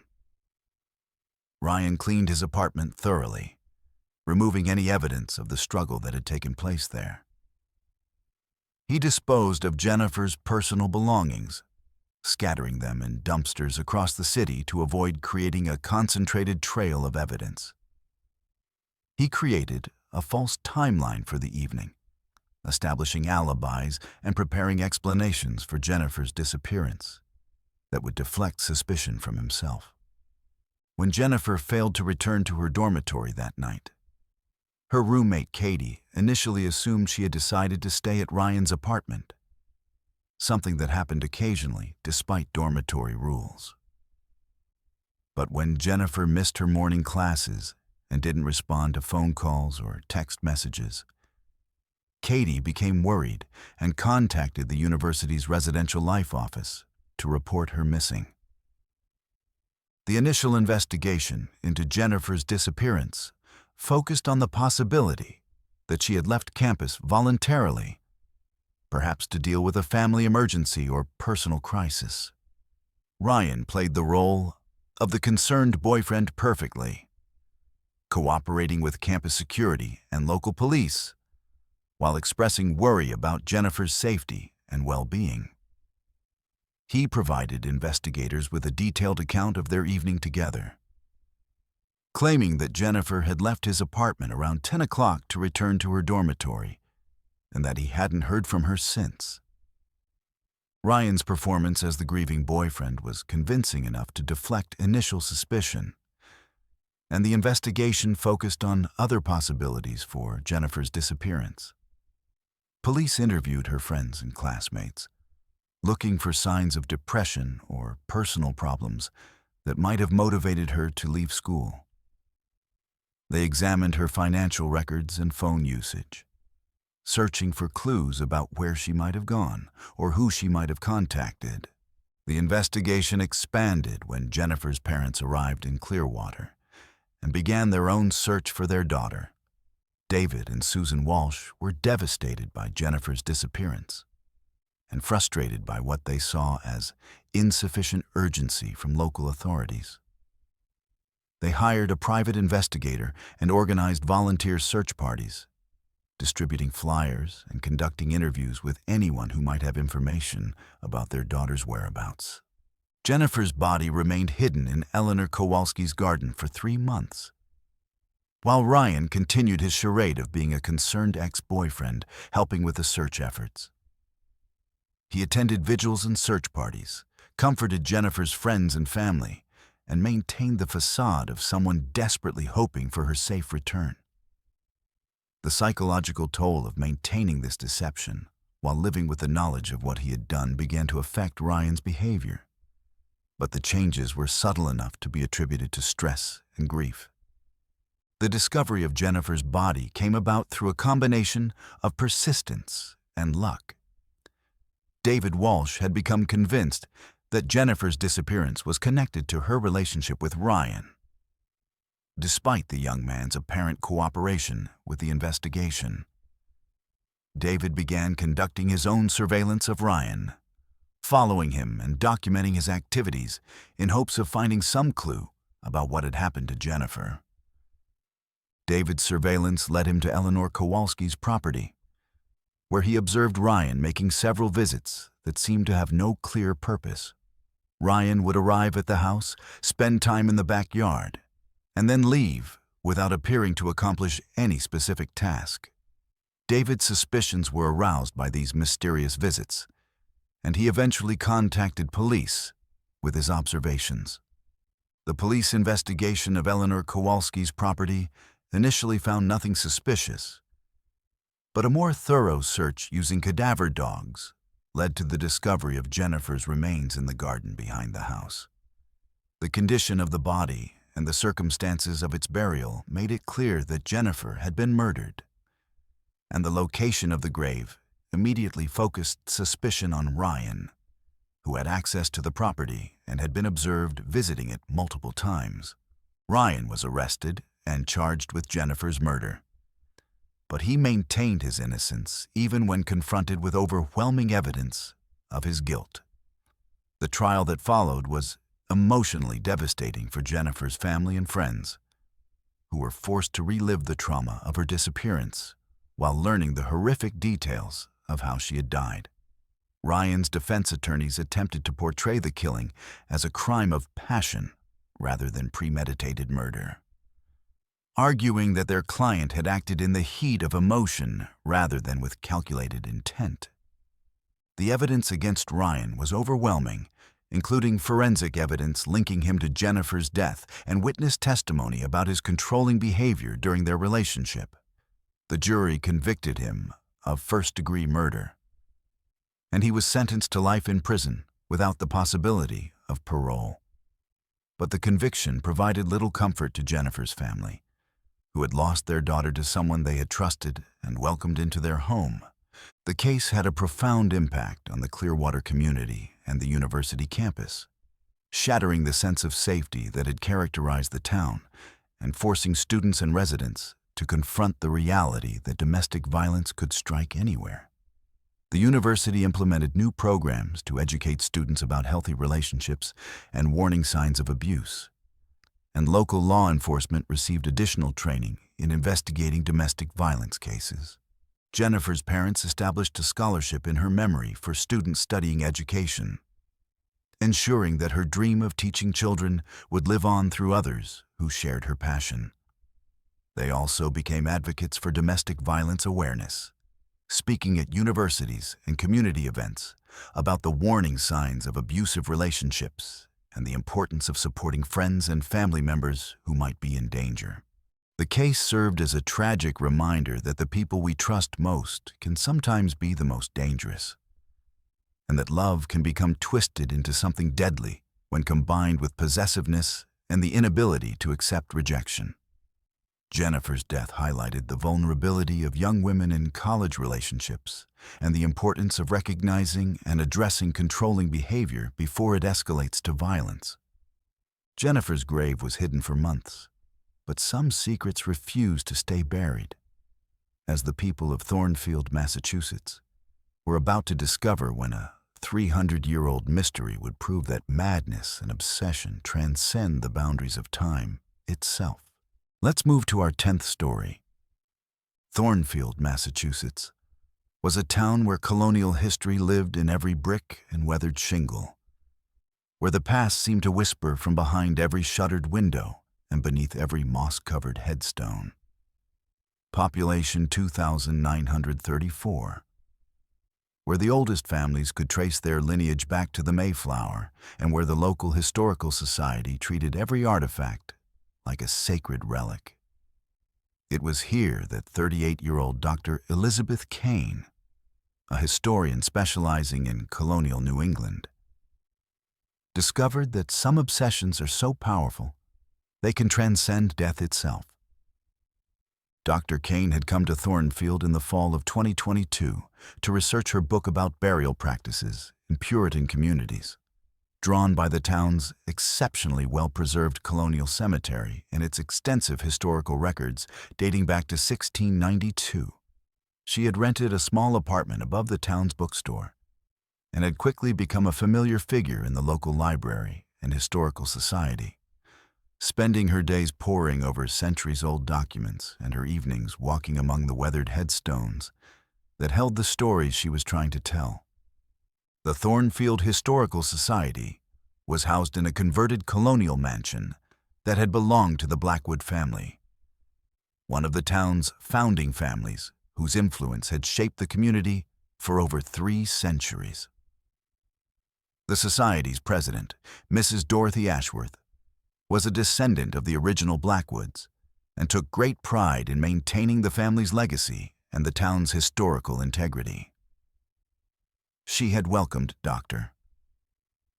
Kane's research project enthusiastically, providing access to private family documents and records that weren't available to the general public. It was while examining these private Blackwood family papers that Dr. Kane first encountered the story of Cornelius Blackwood, a wealthy merchant who had lived in Thornfield during the early 1700s.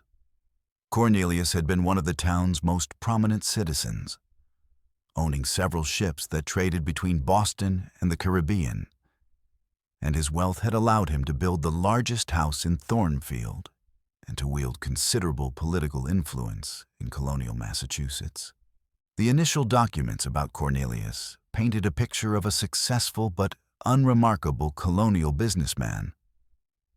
But as Dr. Kane delved deeper into the family archives, she began to find references to behavior that seemed increasingly eccentric and disturbing.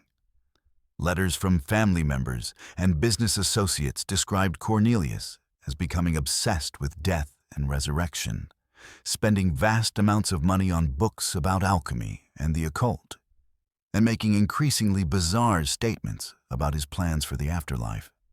The most intriguing discovery was a series of letters written by Cornelius himself during the final years of his life.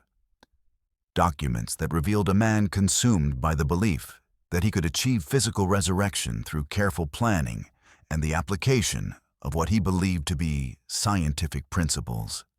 Cornelius had become convinced that death was merely a temporary state that could be overcome through proper preparation and the right combination of preservation techniques and spiritual practices. Dr. Kane's research revealed that Cornelius had spent the last decade of his life preparing for what he called his great experiment, an attempt to preserve his body after death in such a way that he could return to life exactly 30 years later.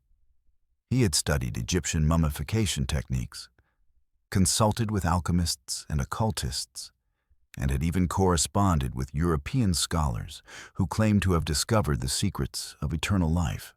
The letters described Cornelius's elaborate preparations for his death and resurrection, including the construction of a special burial chamber and the acquisition of rare chemicals and preservatives that he believed would maintain his body in a state of suspended animation. He had also made detailed arrangements for his estate to be managed during his 30-year absence, with instructions for his servants to maintain his house and his business interests until his anticipated return. Most disturbing of all were Cornelius's writings about the specific date he had chosen for his resurrection, October 31st, 1723. Exactly 30 years after his planned death on October 31st, 1693. He had calculated this date based on his study of astrological charts and occult texts, believing that the alignment of celestial bodies would provide the spiritual energy necessary for his return to life. The letters revealed a man who had become completely consumed by his obsession, spending his final years in isolation while perfecting his resurrection plan. Dr. Kane's investigation into Cornelius's death revealed that he had indeed died on October 31st, 1693, apparently from natural causes, though some contemporary accounts suggested that he might have hastened his own death through the use of exotic chemicals and preparations. The circumstances of his burial were highly unusual for the time period, with Cornelius having made specific arrangements for his body to be interred in a specially constructed chamber rather than in the town's regular cemetery. The burial chamber had been built in the basement of a large barn on Cornelius's property, a location that he had chosen because it would provide protection from the elements while remaining accessible for his anticipated resurrection. The chamber was lined with stone and sealed with a combination of wax and lead, creating an environment that Cornelius believed would preserve his body indefinitely.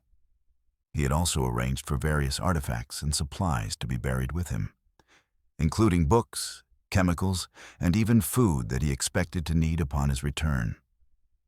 The most chilling aspect of Dr. Kane's research was the discovery of documents describing what had happened on October 31st, 1723, the date Cornelius had chosen for his resurrection.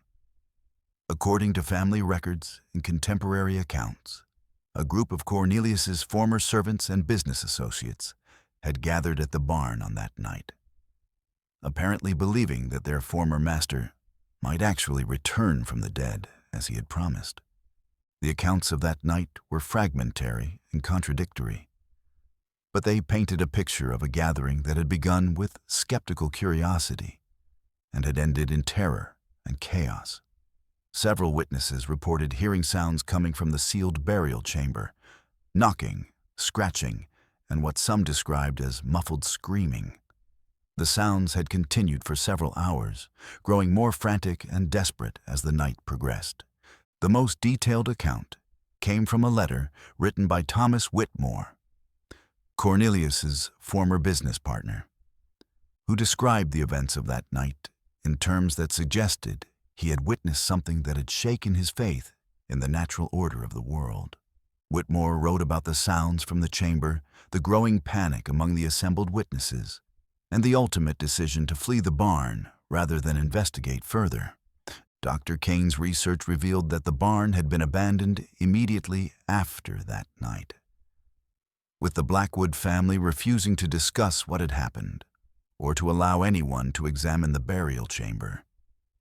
The property had eventually been sold to another family, but the barn had remained sealed and unused, with local residents avoiding the area and spreading stories about strange sounds and unexplained phenomena.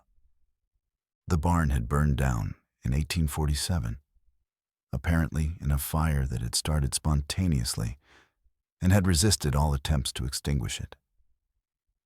The fire had been so intense that it had destroyed not only the wooden structure, but had also cracked and damaged the stone burial chamber beneath. Local residents had reported that the fire had burned with an unusual blue flame and had produced smoke that smelled of sulfur and decay. Dr. Kane's investigation led her to the site where the barn had once stood, now an empty lot overgrown with weeds and brambles on the outskirts of Thornfield. Using historical maps and property records, She was able to locate the approximate position of the burial chamber and to identify the stone foundations that remain visible beneath the vegetation. The discovery of physical evidence at the site confirmed many of the details from the historical documents. Dr. Kane found fragments of the stone burial chamber, pieces of lead and wax that had been used for sealing, and even some artifacts that appeared to be from the colonial period. Most significantly, she discovered human remains that appeared to be from the right time period and that showed signs of unusual preservation techniques. The condition of the remains was disturbing and puzzling to the forensic experts who examined them. The bones showed evidence of chemical treatment that was consistent with Cornelius's documented preservation experiments. But they also displayed damage that suggested violent trauma had occurred long after death. Some bones were fractured in ways that indicated desperate struggling, as if the person had been trying to break free from confinement. Most chilling of all was the discovery of scratch marks on the interior walls of the burial chamber fragments. Marks that appeared to have been made by human fingernails, and that suggested someone had been clawing desperately at the stone walls from the inside. The pattern and depth of the scratches indicated that this activity had continued for an extended period, possibly hours or even days.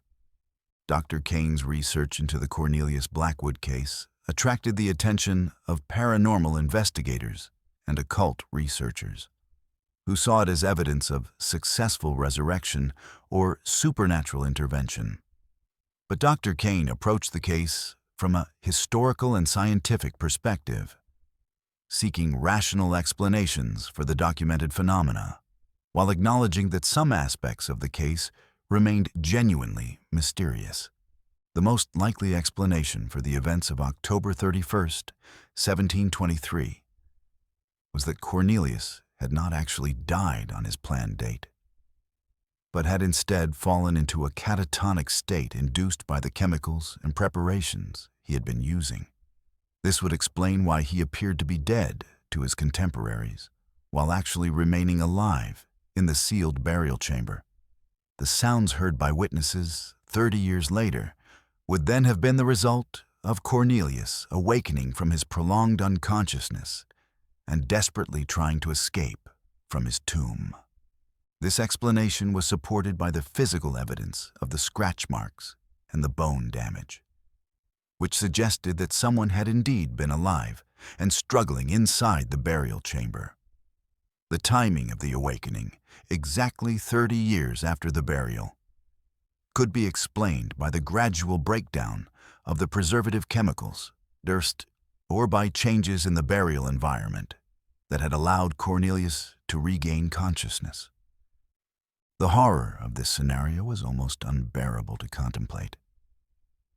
A man who had planned his own resurrection, awakening after 30 years of unconsciousness, to find himself trapped in a sealed stone chamber, with no way to escape and no one to hear his desperate pleas for help.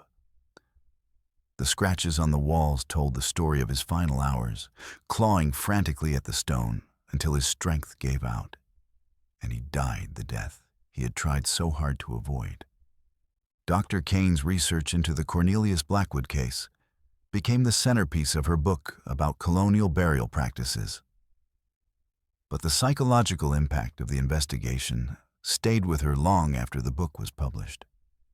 She had spent months immersed in the story of a man whose obsession with death had led him to experience the most horrific death imaginable, and the knowledge of his suffering had affected her deeply. The case also had a profound impact on the Thornfield community, forcing residents to confront a dark chapter in their town's history that had been largely forgotten or ignored.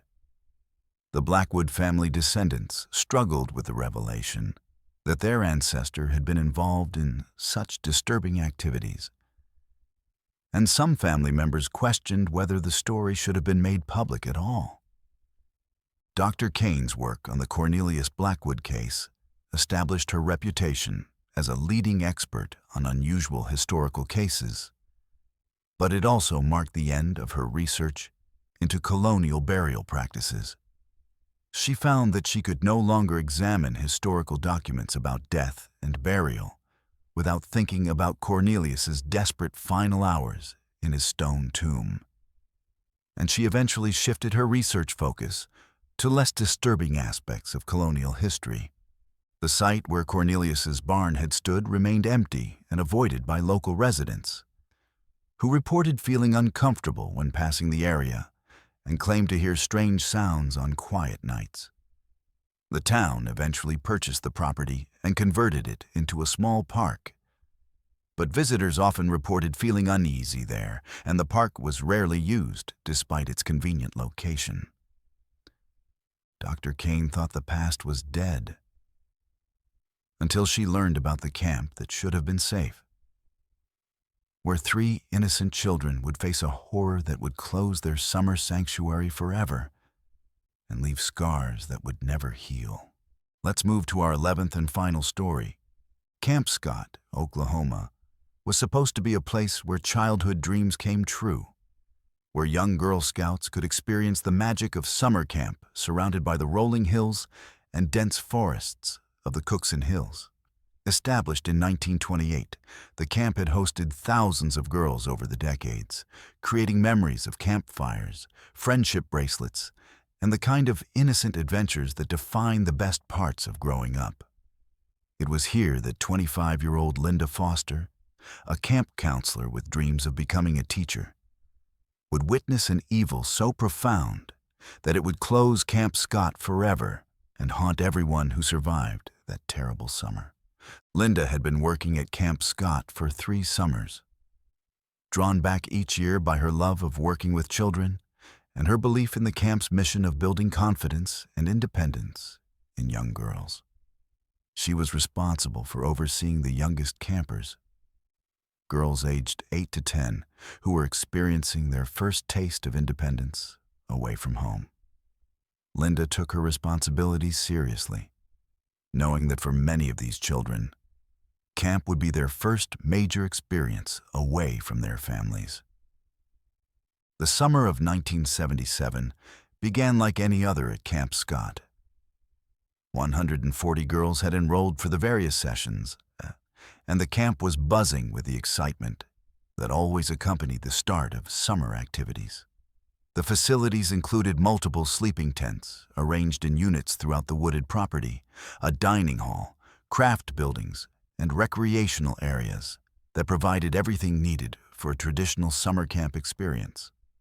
Linda was assigned to Unit 8, which housed some of the youngest campers in the Kiowa unit. The girls in her care were full of enthusiasm for their camp adventure, chattering excitedly about the activities they wanted to try and the friends they hoped to make.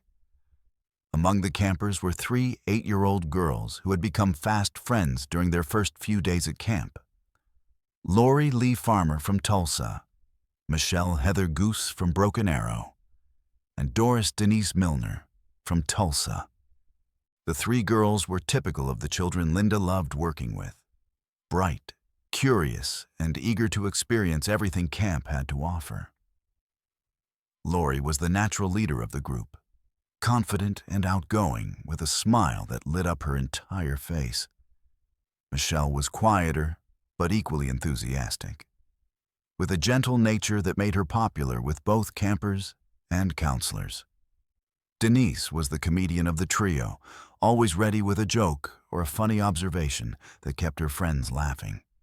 The first week of camp proceeded normally, with the girls participating in swimming lessons, arts and crafts, nature walks, and the traditional camp activities that had been part of the Camp Scott experience for decades. Linda noticed how well the 3 friends got along, how they looked out for each other during activities, and how they had formed the kind of close bond that often develops between children sharing their first major adventure away from home. On the evening of June 12th, 1977, Linda was settling her campers into their sleeping bags in tent number 7 when she heard some of the girls whispering about strange sounds they had heard the night before. Several campers mentioned hearing what sounded like moaning or crying coming from the woods surrounding their unit. Sounds that had frightened them, but that they had been too scared to report to the counselors. Linda reassured the girls that the sounds were probably just wildlife, owls, coyotes, or other nocturnal animals that were common in the Oklahoma woods. She reminded them that they were safe in their tents and that she and the other counselors were nearby if they needed anything.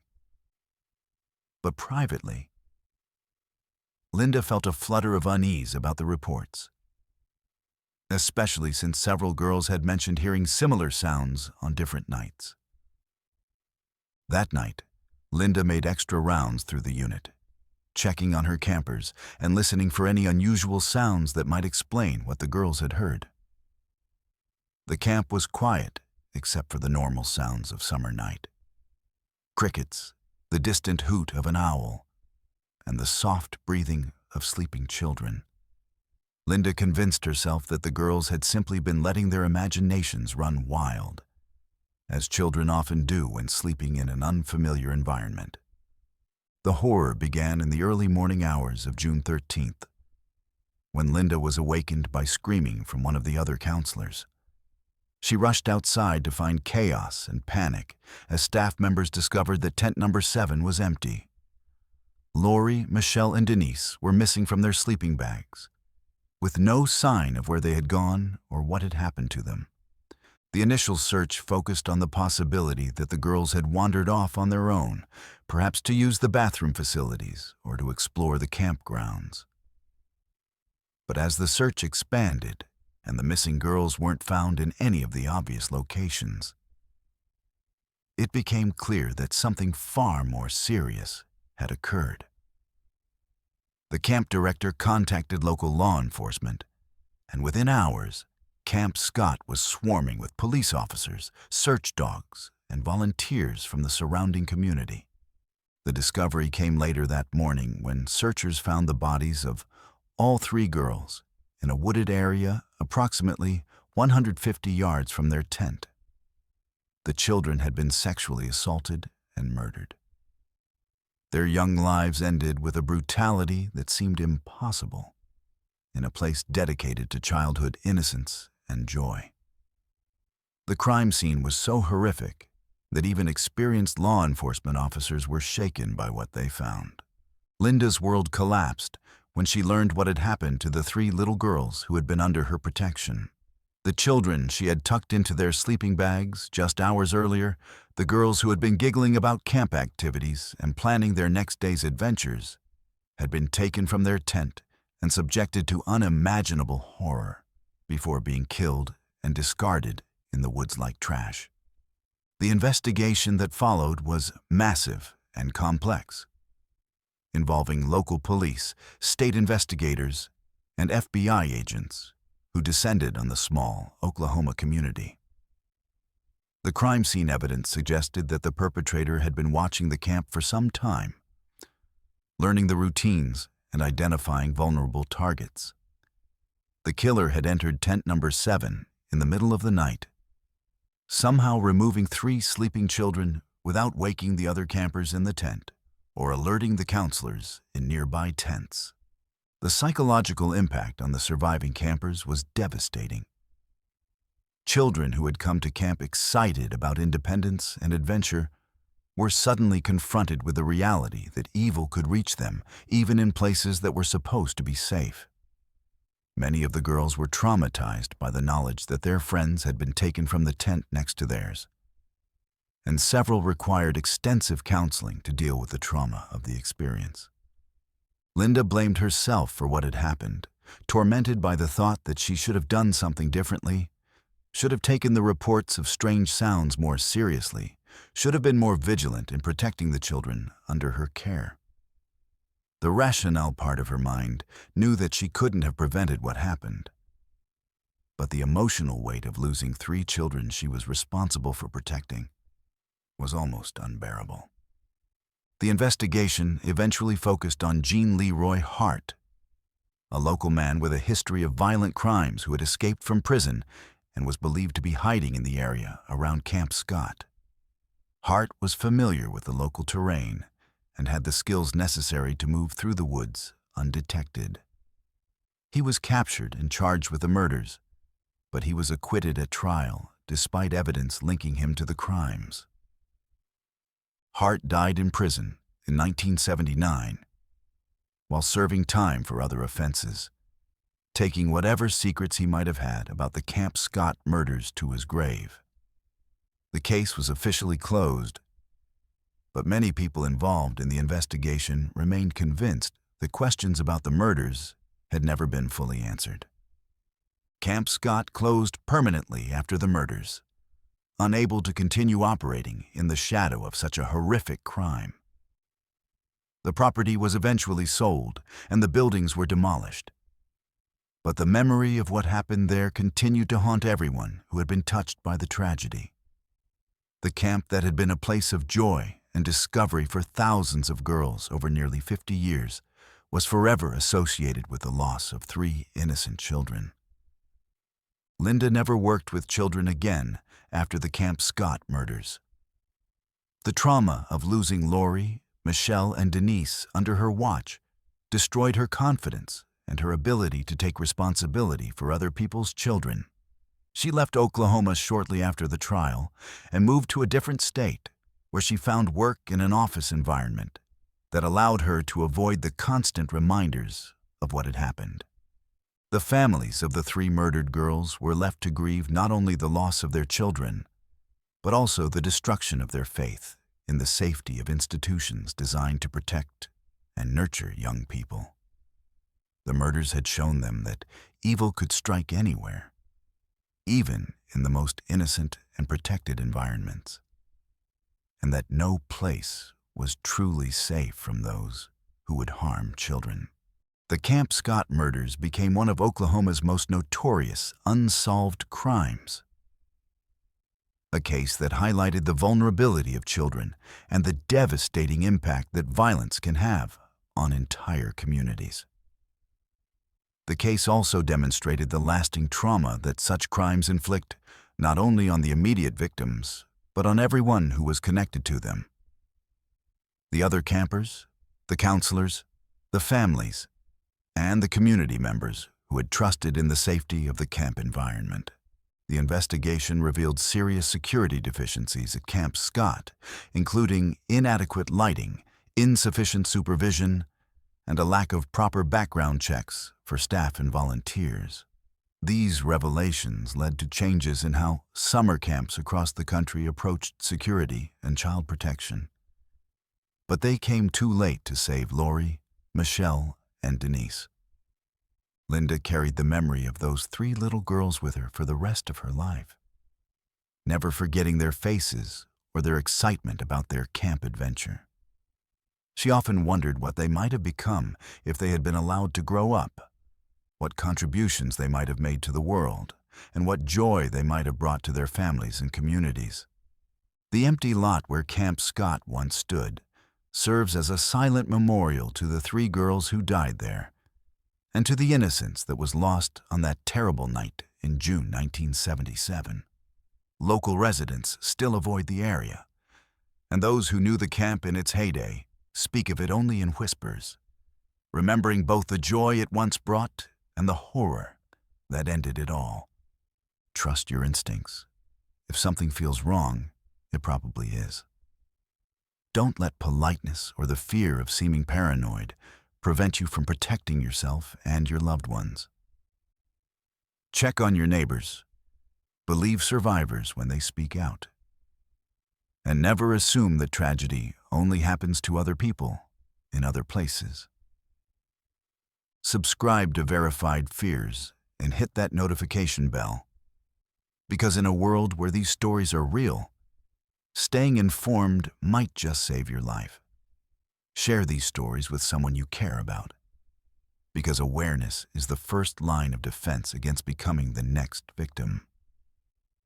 Stay safe, stay vigilant, and remember, the most dangerous monsters are often the ones who look just like us.